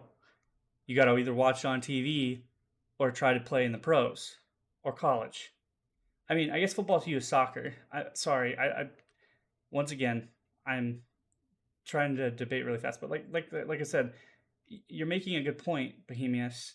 What I'm saying is that like to certain people who are making fan projects, and like I said, this comes back to fan projects, archival stuff like that, stuff that's not being redistributed for resale, right? Stuff that's already long past gone, that the company isn't selling anymore, right? If they're selling it, there's a big problem. But like, if somebody is making a fan project and not selling anything, they're not claiming it to make money. I don't personally have a problem with that. I support that because these people, that's how they get their talents, so they get noted. They had a passion for Star Wars. They made something that was Star Wars. They move on to something that either isn't Star Wars or they make a professional career out of something like that. No, I get it, Bohemius. Like I said, I'm not. I don't think that you're mocking me, or you're mocking the discussion. I think you make a good point, but what I'm saying is that in my perspective here, I don't support a lot of big business from where they go. I think that it should be an equal partnership. When, like I said, when I ran my own business, it was how I managed my business was it was a customer. It was a customer business relationship. Like you kept the consumer with you. Like you always consider people as people. And like I said, I might have been small enough to do that. When it comes to big corporations like that, I don't think a lot of them factor that in. And like I said, if you're focusing on something that old, or you're making something that they own, you're taking away from a product that makes money. So, like I said, when it's not making money, usually they don't care. Like I said, before Star Wars was hitting the big time again, people were making mods and conversions and fan projects and all that other garbage. Like look at Jedi Outcast and Jedi Academy mods and conversions. People were doing crap all over the place with those. You know, Oh yeah. but when it Pretty comes impressive to stuff. when it comes to uh, stuff now, when people want to utilize their talents and do something free and short to like help, people who wanted to play old games new because the company's not going to do it. They had no intention of doing it, right? Yeah. And it's not hurting them because people can still go and play Battlefront or buy the new Battlefront. They were like, nope, you're done, But see, and then that it's because discourages them from doing stuff like that, right? Like, and you're that's what I'm saying shaming the is, company. You're shaming the company by showing that like some indie developers and people in their spare time could do something better that you're not doing. and So it's like can't sometimes have that I'm not gonna say jealousy. crying and moaning, but like sometimes speaking up about stuff like that does help. A lot of the times, like that's why Nintendo backed down the first time, was people saying suing somebody who had a ROM site who doesn't make a lot of money. Like they sued those people for like what 100 and like they I think it was like a couple $1 million. It was something crazy, and those people didn't have $1 million. They were trying to settle, and like Nintendo did, I think eventually backpedaled, but like you can't, you know, like I said, a lot of the people who are in a lot of game companies today came from backgrounds like that, where they were just making shit in their basement or in their room. You know, Yep. it's against the new way to make games in games mode. People want instant gratification. Huge colossal stuff became niche through the years. Uh, what like making free small projects? Like I don't think that hurts people in the pay to play mode at all, or the new way games are being made, because there's free to play stuff all over the place. And like I said, if you're making like a I don't know a single player open world experience that isn't super huge, or you're trying to recreate a game that's over 20 years old that isn't being made right now. Like I said, what was it? The Resident Evil games were being remade, like back in Oh, yeah. like 2019, like Resident Evil 2, and somebody was doing a Resident Evil 2 remake, like a small team of like 6 to 8 people, and they did tell them to cease and desist, but they were like, "Hey, we noticed you guys are making this game. It looks really good. Why don't you take your talents and come work for us?" Now, I don't encourage everybody like just hire people, but like that was a good turnaround, and Yeah. that It makes was sense it was because they were making newer content similar to what they were doing, and it would have taken away from the sales. Massive battles require tons of players a long time. oh yeah. Small portions of players appreciate that. Well, well, it's kind of a dream come true for a lot of people to have those like massively multiplayer games, whether they're yeah huge battles.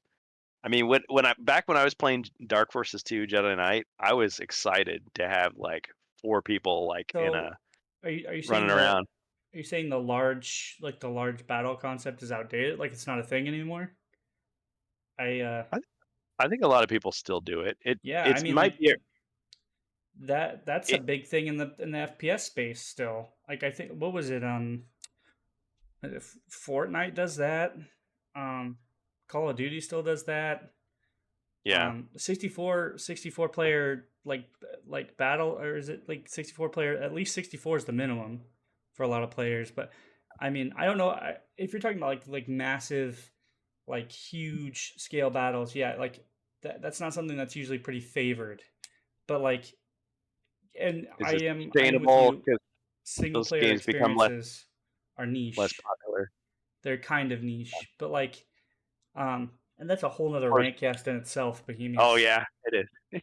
because yeah, the single player game you can dust off any time and play it again. Whereas the massive battle game, okay, it stops being popular, the servers get taken down.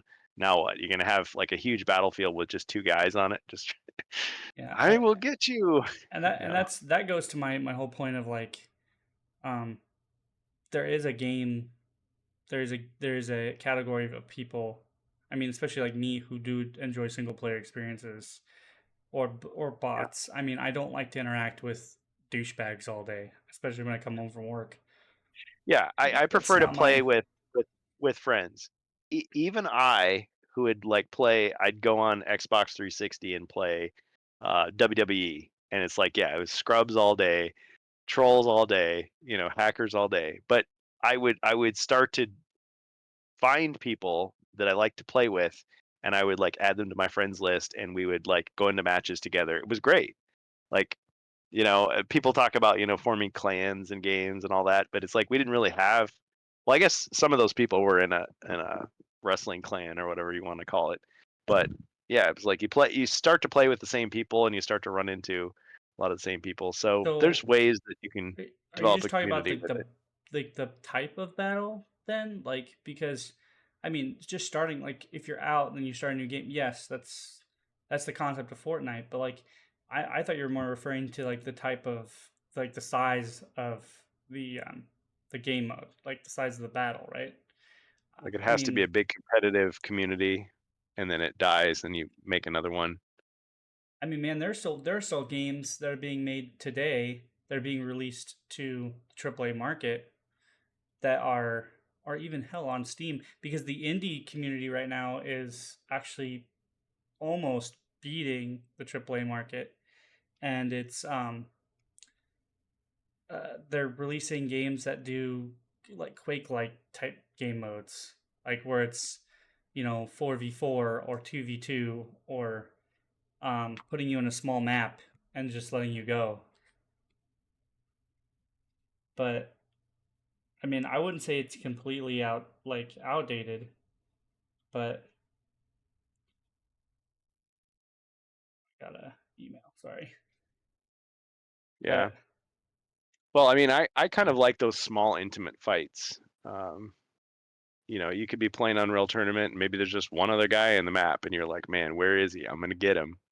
It's like, yeah, and oh, he I got me. think there are categories for both types, man. I think the game space Yeah. has evolved a lot. There's literally a game for everybody. It's not like it was 10 years Mhm. ago where there was like a really, there is a popular space for games. Um Yeah, I think there's come a and kind go. of like a, like, how Battle Royale was a big thing at one point in time. But like, I don't particularly think that um it's like super outdated. you know, I think that I think we have something there. There definitely is something, um, definitely something there. As far as Battlefront is concerned. That's the reason Battlefront 2 evolved a little bit, like the newer ones. That's why they incorporated new modes, because people like bitched and moaned about it, because they had those huge battle modes with like the Yeah, conquest it stuff in it's it, hard because to. like people are like, your fucking new game, it sucks. It's not what was being released as, like Yeah, like the it's prior hard to Battlefront coordinate it. games. It's hard to coordinate a battle when you've got that many people just screaming and running around, crashing into each other. Well, I mean, I had more that's not fun the point. The point playing was solo. to Oh, tell because I me, think tell me what? you got Yeah, what was squads in those modes. It's kind of like the okay? Battlefield games, because when you get to that many people, they Yeah, respawn in squads. So you'll communicate with a squad to that hold makes a little like more. either like, yeah. So I mean, you can play in a smaller mode. There were modes that had smaller numbers of players, especially in the original EA Battlefront, like the 2014 version, 2015 version. But I had yeah, more fun with co-op. Just having like, yeah, just two people just do a mission. oh, like in the original Battlefront games. No, this was on Xbox One. I can't remember which one. I think it was the one before they ruined it with microtransactions. So Oh, okay, so Battlefront 2015 then. Yeah, okay. Yeah, I was just disappointed because there was no actual like single player campaign for that one. And then they Yeah. did it in the second one, and it was okay. It wasn't like anything crazy. Yeah, I guess we've talked about this before, but the whole like, yeah, it's you make a game with a really rich single player experience and a really robust, like strong multiplayer game. And it's like you get people that buy it and only play like one of those modes and they skip the other one entirely. And you're like, what are you doing? It's like, wouldn't it make more sense to just make two games? Like one is like Unreal was doing this for a while, long time ago. You had Unreal Tournament, which was just multiplayer, and then you Right. had Unreal 2, which was just a single player. They were So separate titles, same engine. William says yes, but 10 years ago the population of players start separate, going in different games, and the game base thinned down every time they release a new game. 20 years ago, everyone was playing the few games available, and they were all together. So So we're too where are you divided. getting that stuff from? I'm curious. No, and like I'm not saying you're wrong. I'm curious because are you saying that that fewer people are playing these games? Because like I said, man, those I mean they're I don't know. Like I said, I could be wrong on that. I don't play a lot of multiplayer only titles. I mean, Body Cam was the one that I was playing, and that is meant for a smaller number of players, right? But to me there are still games being released today, trip in the AAA space that are meant for like large, like larger scale battles. Um, we are too divided now. The small game mode is also a necessity. Yes, so and that's why I said that's why I say like with even back in like EA's Battlefront 2 2017, um, the there was a like a instant action mode which gave you battles I think with 8 players, 8 or 16, and then they had different modes on top of those, and then they had the conquest large scale mode, right? That was the good thing I could say, is that there was a mode for everybody. um but and on top of it they did incorporate, eventually they incorporated bot like support, so you could play the game with computer. It just wasn't as like the bots were not that well done. They were very broken on certain maps, so the tide was easily in one team's favor on certain maps. So like worse than it was on the original Battlefront games. But yeah, I as far as your, like I said, you this is a great discussion, Bohemius. You should have joined us, man. Yeah. But I like I said, I don't I still think that like I said before, archival is still a big thing, right? I feel that as people get older and things die down, it's great to revisit those things. And disc-based media and everything has a lifespan, right? It's good to keep those things available for people, whether they have to pay for it or not. Regardless of how that's debated, that's not the debate for in question. So whether you think they should be paid for or not, whatever, the big thing here is that they're available, because unless the company is currently trying to recreate that sort of thing, I don't know if Nintendo has something big planned or what, because they're doing their Switch, their newer Switch console, um, and that's coming soon. I don't know what they have in store, but like right now they are keeping you from playing those games readily available. I have my Pokemon games on my Game Boys, and those are back there. And I can tell you for a fact, those batteries have a lifespan. Even if you replace them, they still don't last as long. Like and you can't save a game without those batteries. So like if my kids want to play them, or if I like wanted to pick them up and play them, that Game Boy that I have, like that's from like what 1989, Yep. it's falling apart. I've had to do maintenance on that thing because the screen panel fell off. I've had to apply like a proper glue to that doesn't so it Well, doesn't and look gross. Like it's a certain glue you're that like looks good. you're crafty enough to be able to do that. Not everybody And, is and so no, and that's mechanically what I'm saying inclined. is like, um, and like with my Vita and stuff, the Vita doesn't have any support anymore. So I can tell you the difference between a console that was meant to last and one that like is literally just throw away. You can use the Yeah, Vita for other things, but unless you have a physical media like cartridge for the Vita, I don't think that thing works for anything anymore. Or unless you're going to jailbreak it and use it for other things. But that's what I'm saying is like the Game Boys also have a shelf life with the screen. Like those screens last only so long, where they have to be restored. And it's like an old car, man. Some people like old cars. If they oh just yeah, stopped, if they just took those away, like I said, oh no, restore the you can't jalopy make if from the you can't make old cars 30s, anymore. You have to buy 40s. these new ones and maintenance them all the time. Like older cars are like easier to get into. Like we still have the right to repair for those things, right? You still have the right to repair your computer and stuff like that. If we took all that stuff away, um, like you just then you don't have the right to any of your stuff. You're leaving everything in the hands of somebody else. Scared that the data is passing through a book turning phase. Oh, the book burning phase. Yeah. Well, not if they leave stuff in an archive. And that's what I'm saying. Like for me personally, it is accessibility.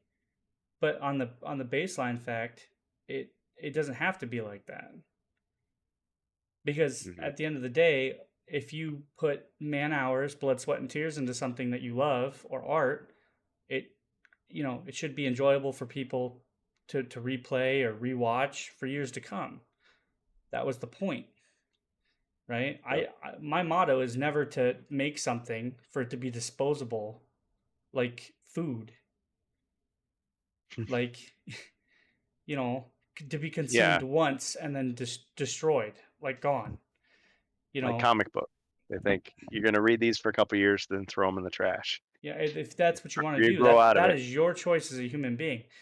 If something's good and is a classic, you should be able to take Mhm. inspiration off that or play it. And if you own it, great. But Yeah, if people who you never got the can. chance to experience it want to experience it, it should be available to them. Your kids can inherit it from you. You can pass it down. You can Accessibility donate is it to something a that you can museum, cherish library. if is a res publica. What? Oh, I forgot what that means.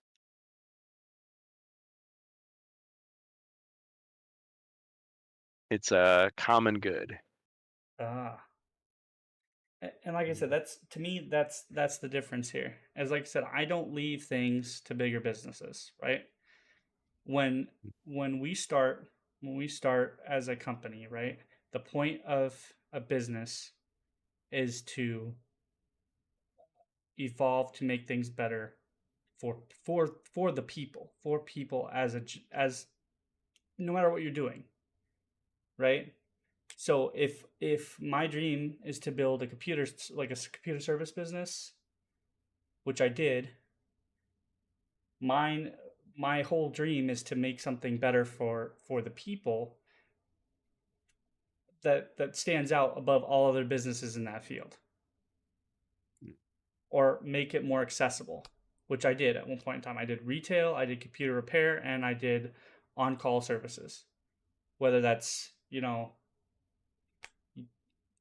on the phone, through uh, a virtual environment, or door to door.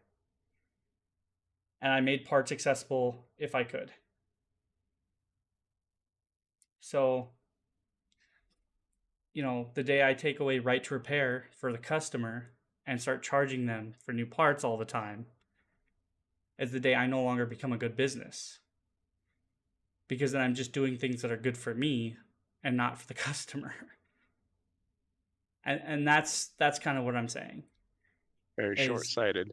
like I said, if somebody owns an older part, like if they own a new computer but they want to restore their old computer at the same time, and I stop supporting that just because I want to, I mean, technically in the computer space you would do that, but like, if I stop supporting things like within a year and somebody's like, "Well, I just need this part." Not only am I taking money away from myself, I am saying, "No, you got to spend $1,000 on these new parts." You know, and just letting you know, newer graphics cards don't always support older like media either. So I'm making things tougher on people, and that's kind of what I'm getting at here. You know, I, if it doesn't affect certain people, I understand that the problem may not be like concerning. Um, so I'm trying to put it in other situations like as possible. We used to have mom and pop shops a lot over here, um, especially where I live, like back in the day, and you know, those were the types of shops that would work with you, right? They spent more time working with their customer. Yes, things might have been a little bit more expensive, but they worked with you and they spent their time going out of the way for you. And sometimes that still happens today. But when a bigger businesses come in, they kill those, you don't get that anymore. It's regulatory, it's you have to do by the book, and it all makes sense, right? You can't really say, well, you can't do that. No, you can, but then you're no longer treated like a person. You're just treated like a piece of paper. And I guess in today's world, that doesn't really matter to a lot of people. Um, I just think it will evolve into a bigger problem later on down the road, right? Because everybody should be treated fairly, and as with the human race, right, we should be working to evolve things for the better, to make things easier on people, and not to pretend like we're making things easier while trying to siphon every fucking dollar out of somebody. And that's kind of what I'm saying. You know, Yeah, I because feel like you we can. used to make things better for people while still making money, and like I said, making money Yeah, yeah, isn't particularly the problem. And we didn't live in a utopia 20, 30 years ago. That's not what I'm saying. My childhood is masked by nostalgia. What I'm saying is like people still cheated people, but we kind of had a more like upfront and less fucking scammy way of doing it. And I feel like yes, there was still crap back then, but you have a the fact that we kind of just hide behind a lot of excuses nowadays and like weird weird bullshit. So, and we're kind of doing things like, oh yes, things are getting better and easier, but I also feel like while they're getting better and easier, they kind of mm, like, crappier. yeah, like the evolution is hidden behind a whole bunch of fucking payment options and stuff when it really should just be easier for you. Like, you know, and like I said, they don't have to like we don't have to bow down to our customer, right? That's not the thing. But you should make things at least somewhat relatable. Yeah, And if you're not going to support it anymore, it should be archived and available for somebody so that yeah, they can make inspiration off of it, right? You were just saying, why didn't they just like make something new? Well, like I said, if you can't make something new if you don't have access to everything, to all the resources for it. Like I said, the source code probably isn't available, and you can't make new Star Wars content because Disney has the hold on that. yep, That would be infringing yeah, upon their profitability. Like yeah, releasing the free Radical license or the Star Wars license isn't going to harm anybody because that game is broken as shit. And even if they do make it playable, what is Disney doing right now for the Star Wars game IPs? Not doing very much. So I, and there's a chance they can still get taken down, but that's probably why there isn't like a fucking fully restored version of that game. Plus, that game's code is super old. Not a lot of people in this day and age know how to work with like 360 development code and like stuff like that. So I, I don't know. I don't find video games to be something that are particular importance, but like I said, this also goes to everything else. And like I said, Nintendo's pretty common about it. You know, like I said, they go the extra mile. Like I said before, with other companies, they find ways, whether it's a anti-piracy program like DRM, or which it can be invasive in its own thing, but like, or re-releasing a video game or remastering it or making it available for other systems at a kind of exorbitant price, whatever. It's scummy, but it makes sense, and I would support that more than just saying fuck it, you know.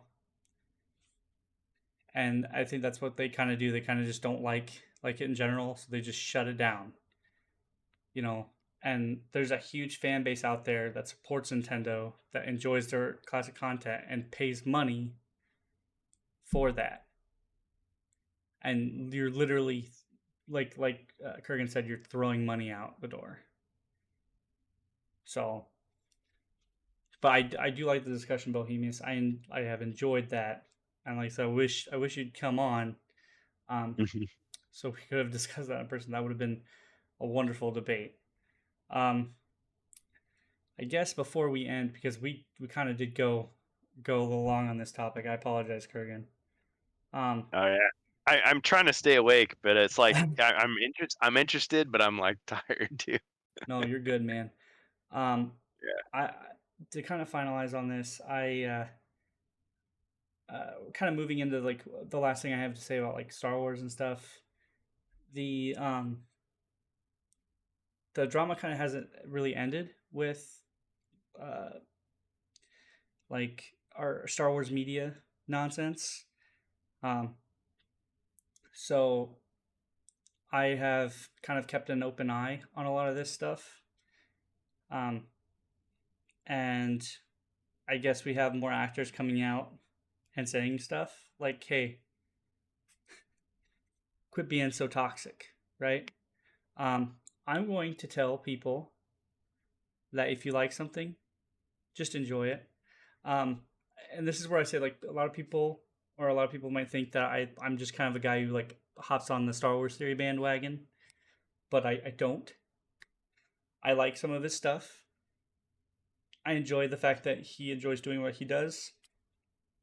But I think that if you kind of take a look at him right now, I think he's kind of like, riding the drama at the moment.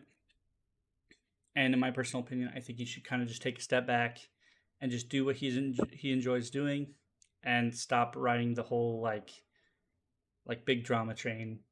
There was a interview with Daisy Ridley that he commented on that, to me, it just felt like she just had something to say, and it really didn't target anything, but he kind of made it out to be like, well, why are we making more like sexist topics? Like, hey, you know, he kind of like interpreted it as in like she was calling like the fandom sexist against women. So, So he uh, took it personally. He was yeah, I feel thinking like he like, took it personally, and I feel like this is kind well, of one of those things where he's kind of just playing the naive card, which he might be, but I I mean, I think rhetorically, if somebody says, "Hey, Star Wars fans are toxic," I'm like, I um could react to that and say, "Hey, you're talking about me."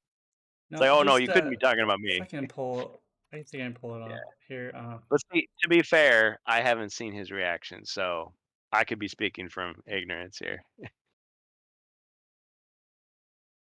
Let me see if I can pull it up.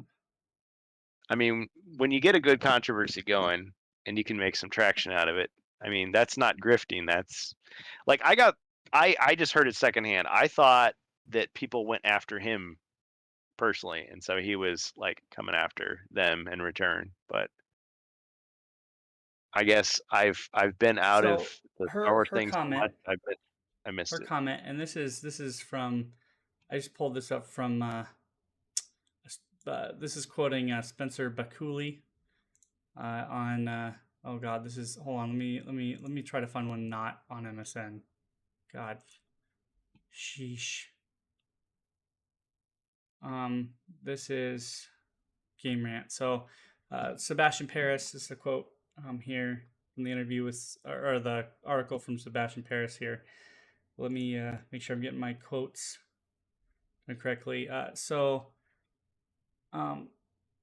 it says that she received like hate from Star Wars fans, um, but the big thing here was she chooses to focus on positive reception rather than the negativity, because a lot of people called her Mary Sue, which technically that that's the way her character was portrayed. I don't think that people should focus on her, her natural stuff, right?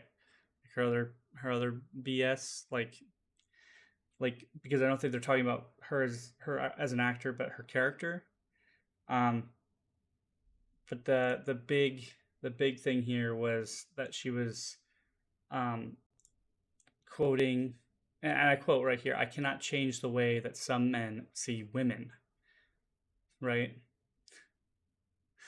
but she's going to focus more on the positivity that she's received. So,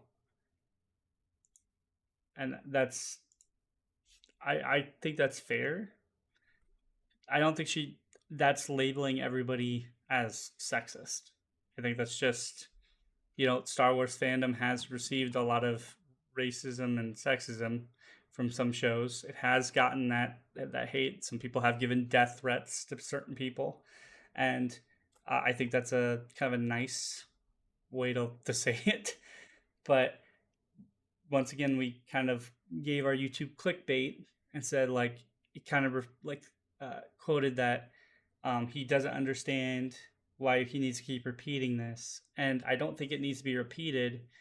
I think we need to kind of drop the subject and move on and show that the real reason we like the series is for reasons A, B, and C. Like we're like, here's a good story. Let me give you the rundown of it. Or he did an interview with the guy who was originally supposed to head the Kenobi show. Not the um, or the movie. Sorry, not the show. Yeah, the Kenobi movie. Yeah, Um, because before it was a show. Good yeah, and I'm point. trying to find it here. I'm not going to show it, but I just want to get the guy's name. But let me see if I can find it real quick. I'm on this Reddit thread. I know I shouldn't be here, but it's Oh, like you why do definitely people should not. hate Star Wars theory? So it's like, yeah, Well, that he's was like like the forever worst. ago, bro. It's I know, 9 months ago, yeah. Like, oh, he started complaining. He's like the worst person ever. It's like, dude, you're the worst person ever commenting on him. But yeah, it's like just I don't think trying to one see what person his can be name is. toxic by themselves. It takes two to tango. Don't show it. Why don't they Yeah. So fucking? so if you say, man, my Star Wars project failed because these fans are just so racist and sexist and they're always sending death threats to people, I'll be like, okay, well, you're not talking about me because I'm not any of those things. So, but I could take it as, oh, but you're implying that that's what I am or that's what I support. And it's like, well, you get the finger then, buddy, and you don't get my money if that's your excuse for turning in a shoddy performance. Uh,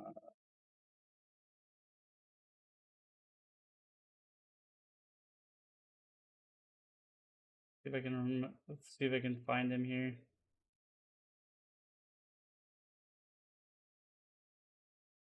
It was I'm like just it was imagining like Stuart something or other, if I remember right. uh, But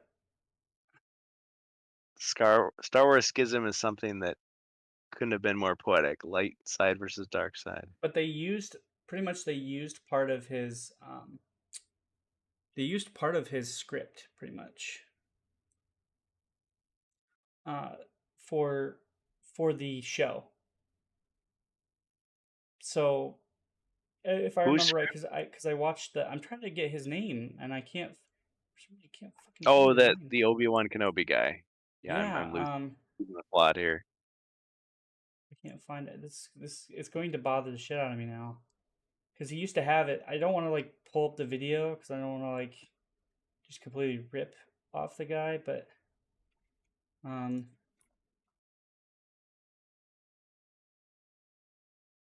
Don't want to get audio jungled. Well, that too. Still, Yeah. Stuart still though. Stuart Body or Stuart Beatty, Battie. Yeah, so he had the Batty. original. He was the original writer or something like that, and his script, like I said, I watched and listened to the interview. It was amazing. Like I said, most of it was still the same, and I kind of still Yeah. disagree upon it because there were still some sort of plot holes.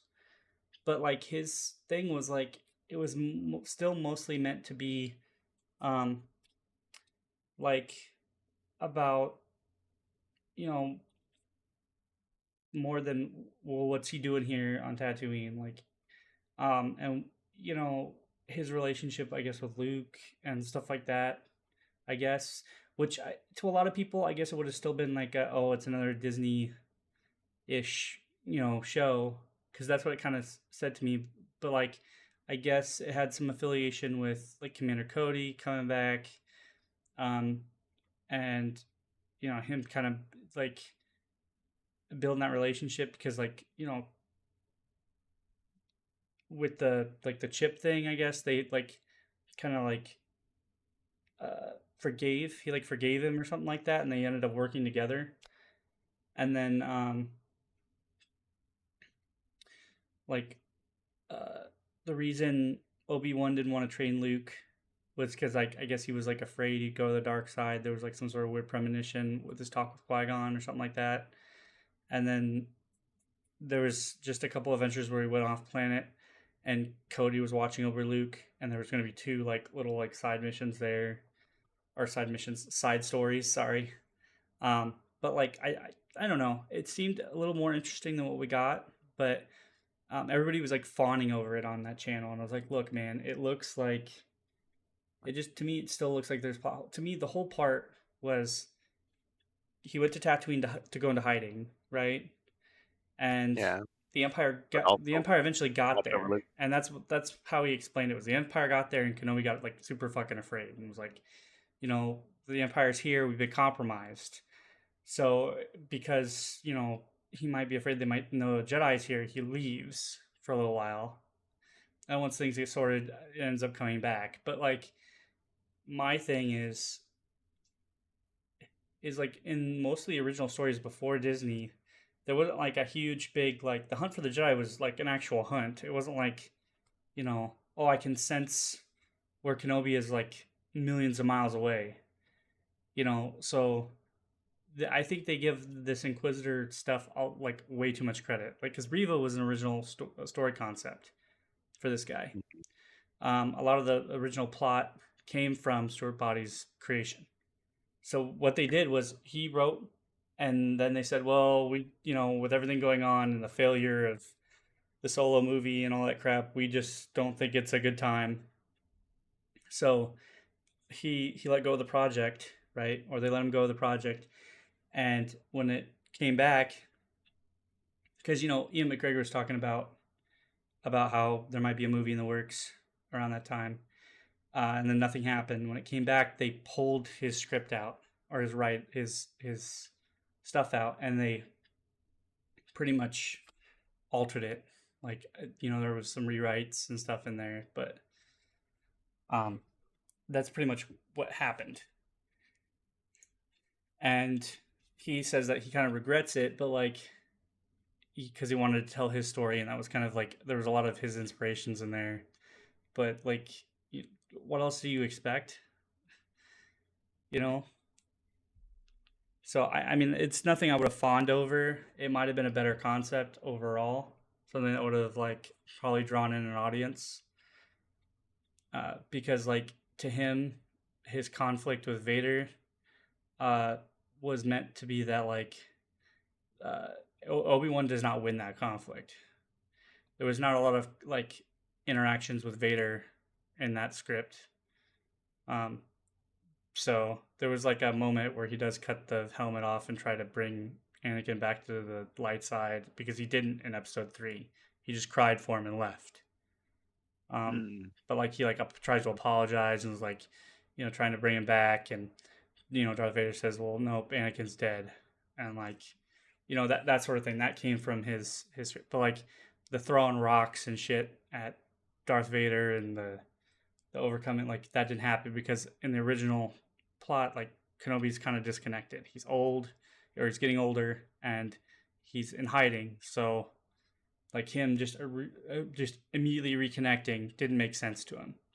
So Vader would have been colossally overpowering.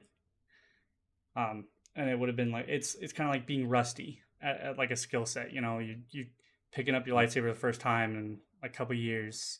Yes, it all comes back, but like somebody who's like fueled by hatred and who has been literally honing the craft for forever and ever, and you have been complacent.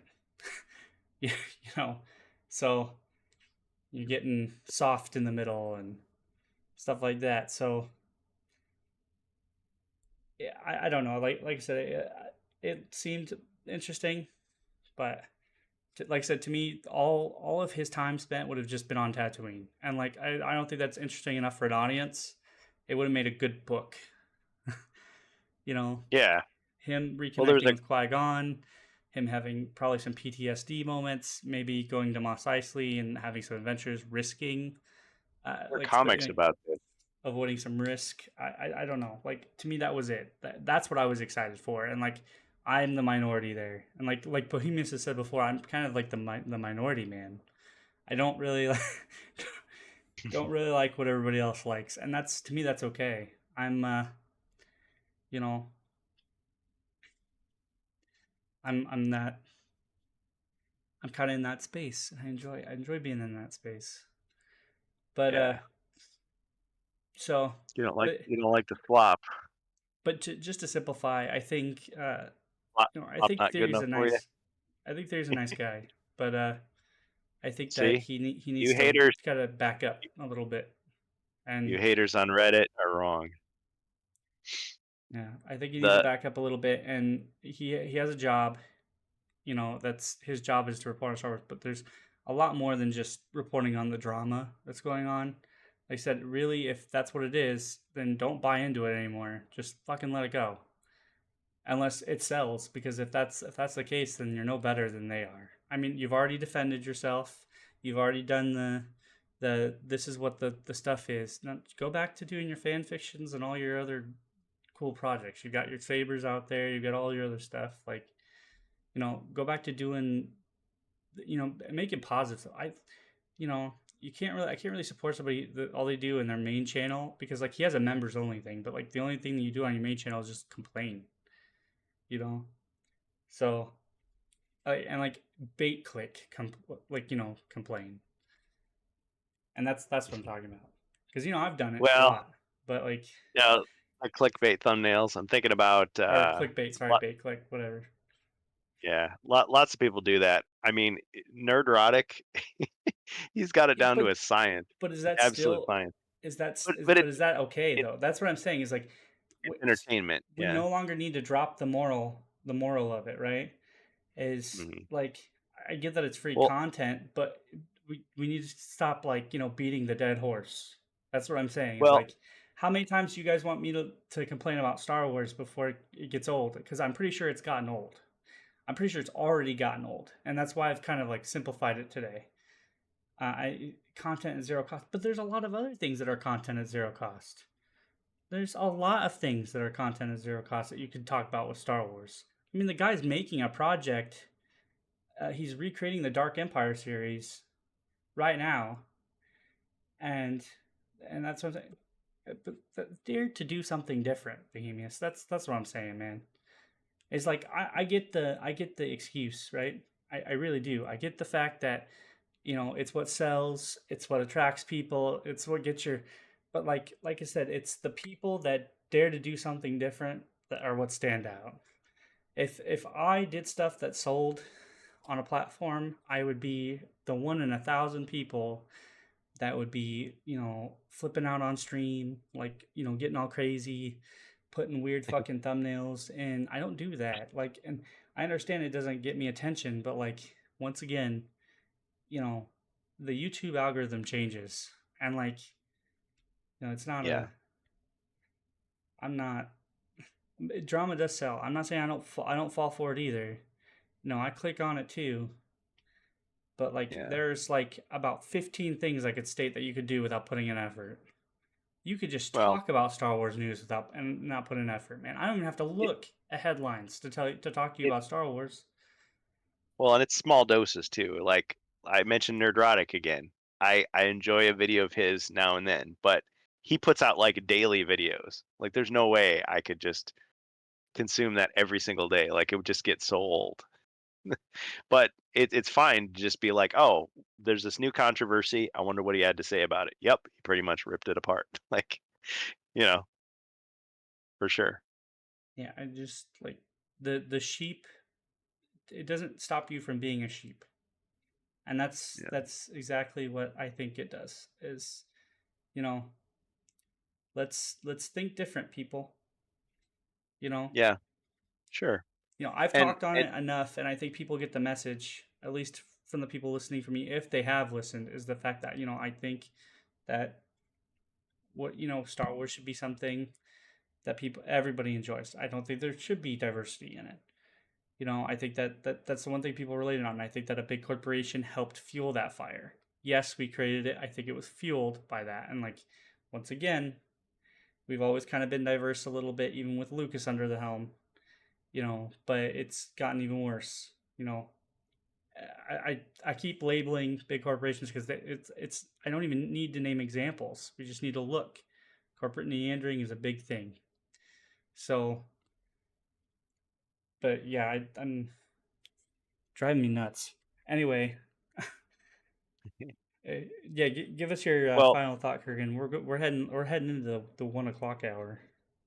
oh man. Yeah, and I think it's funny because like people when they use the word diversity, they usually are imagine in some kind of positive way, like, well, everybody's got all these different opinions and it's great that we can all just like respect all those differences. But when it comes to something like Star Wars, it seems like it's divisiveness, it's division, it's we feel like we should all be together, but instead we're like fighting each other, and it's like, well, this little corner is not for you, it's for somebody else, and it's like, yeah, I like the idea where yeah, it is just a general interest thing, like you have these universal stories that not everyone likes, but they have broad appeal. And it doesn't matter where you come from in life, you can appreciate it. Maybe you appreciate it in a different way or a different aspect than somebody else does, but you can be like, "Oh yeah, I like Star Wars too," and you have this connection versus just like, "Oh, you like that? Well, then you're, a terrible person or I hate you." Or, "Oh, well, no, you should only like this product that I like." It's like, yeah, why I would rather the product be something that unites people, and if it divides you, that's terrible. It's like, oh man, you listen to Limp Bizkit, you're one of those people. Like I don't like Awful. you. I don't want to be around you. And it's just like, yeah, well, you find common interests somewhere else. That's fine. But I guess it doesn't bother me that there's people in the Star Wars community that have different opinions than me. Like, fine. There's Yeah, I guess it just goes back to what we said in our early conversations, which is that if you don't like the new stuff, there's old stuff that was pretty good that you can always go back to, assuming it's available. So back it Indeed. up, put it in the archive. But yeah, the drama stuff, it's like it's a source of income, but yeah, it's not timeless. Like people go back, like, man, remember that online debate they had in like 2010 about Star Wars? Man, that was great. I sure want to relive that. I think it's helpful to remember that stuff existed just because like people, change their mind about things and that's fine, but it's like people forget about controversies and stuff. How like when I was thinking about okay, people bashing the sequels and then people saying the prequels were great in comparison and then people bashing the original trilogy to defend the prequels, and all this weird stuff. Uh, Bohemia says, let's see. Oh, yeah, the YouTubers that know how to play the game. Yeah, I get that. The algorithm. I hate my Wookiee thumbs. Every time I use the phone keyboard, I push 3 buttons at the same time. Yep, yep. That's why I use a keyboard, not a phone. So Star Wars, yeah, it's just I'm disappointed that it's come to this point. But I think it's like when a relationship breaks up. Usually it's not all one person. Like the other person did nothing. The one person, sometimes it is, but I think sometimes it is a toxic relationship. The company that creates the stuff, and the people that participate in it, um, have this relationship problem. I think the fans are more united with one another than the fans with the company. And I think the company has done a lot to make that happen. Like George Lucas was antagonistic with his fans sometimes, but Lucasfilm is it's just gotten worse. So I think you could somehow you could send Star Wars Theory to Mars. He's no longer on the internet. He can't do anything.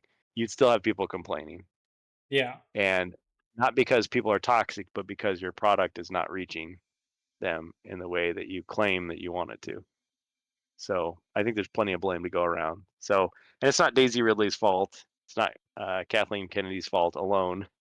It's not Dave Filoni's fault alone. I They're all mean, part of that they machine. contributed, so Yeah, some I will people say that. contributed more than others. I mean, Mark Hamill comes across as a huge dick, like online, and he wants to be that way. That's his personality. Fine, but I mean, I he's think got it's an also because he's like super fucking old. So I mean, yeah. Give him that. Yeah, but it's like at the same time, it's like you see in some interviews he comes across as quite charming and quite intelligent, and it's just like, well, why can't we have more of that, Mark Hamill, and just keep quiet about the other stuff? Because you're an ambassador for the brand, like it or not. yeah. Like, I mean, I'm sure he wants to just hang out and do his own thing and not have to worry about people thinking about Luke Skywalker every time he walks by. But it's like, yeah, I mean, he's always talking about Star Wars. He uses it to get attention, and then you're like, wow, I didn't have to know that about you. So yeah, I don't know. It's like they can't get away from it. But yeah, when they use it in crappy ways to just like bludgeon people over the head with stuff, it just makes me not wanna participate. Like I'll watch a Star Wars movie, but I won't like talk about Star Wars with other people unless it's their Antcast. Yeah. When things were fun, it was better. But I'm just thinking about like imagine if Hero Quest was like this. Like let's say First Light doesn't sell as well. And they're like, "Oh yeah, it's because the fans were racist. That's why." Like, They're what? sexist. Like, They're sexist against yeah, the woman characters. Yeah. yeah, yep. That's the reason. Like, if they would not do that. I'm laughing because it's so like ridiculous to imagine, but it's like that's how it comes across. It's like what? That's the most stupid excuse I've ever heard. And I could find one person on the internet that said something that sounded like that. It's like, yeah, but out of millions and millions and millions of customers, like one or two people did that. Oh yeah, clearly it's that's the reason, the broad brush. No. So I'm happy my little Hero Quest franchise is small enough that it doesn't have these major scandals. But I guess anything gets big enough, too many people put their fingers in the pie and then we just have drama. If everybody's a Star Wars fan, I mean just think about that. If every person on earth was a Star Wars fan, so that means like the worst people on the planet are Star Wars fans. It's like, well, so be it. But that's not a reflection on anybody else. It's just a thing people have in common, you know. Indeed. So anyway, leave Star Wars Theory alone. He's a human.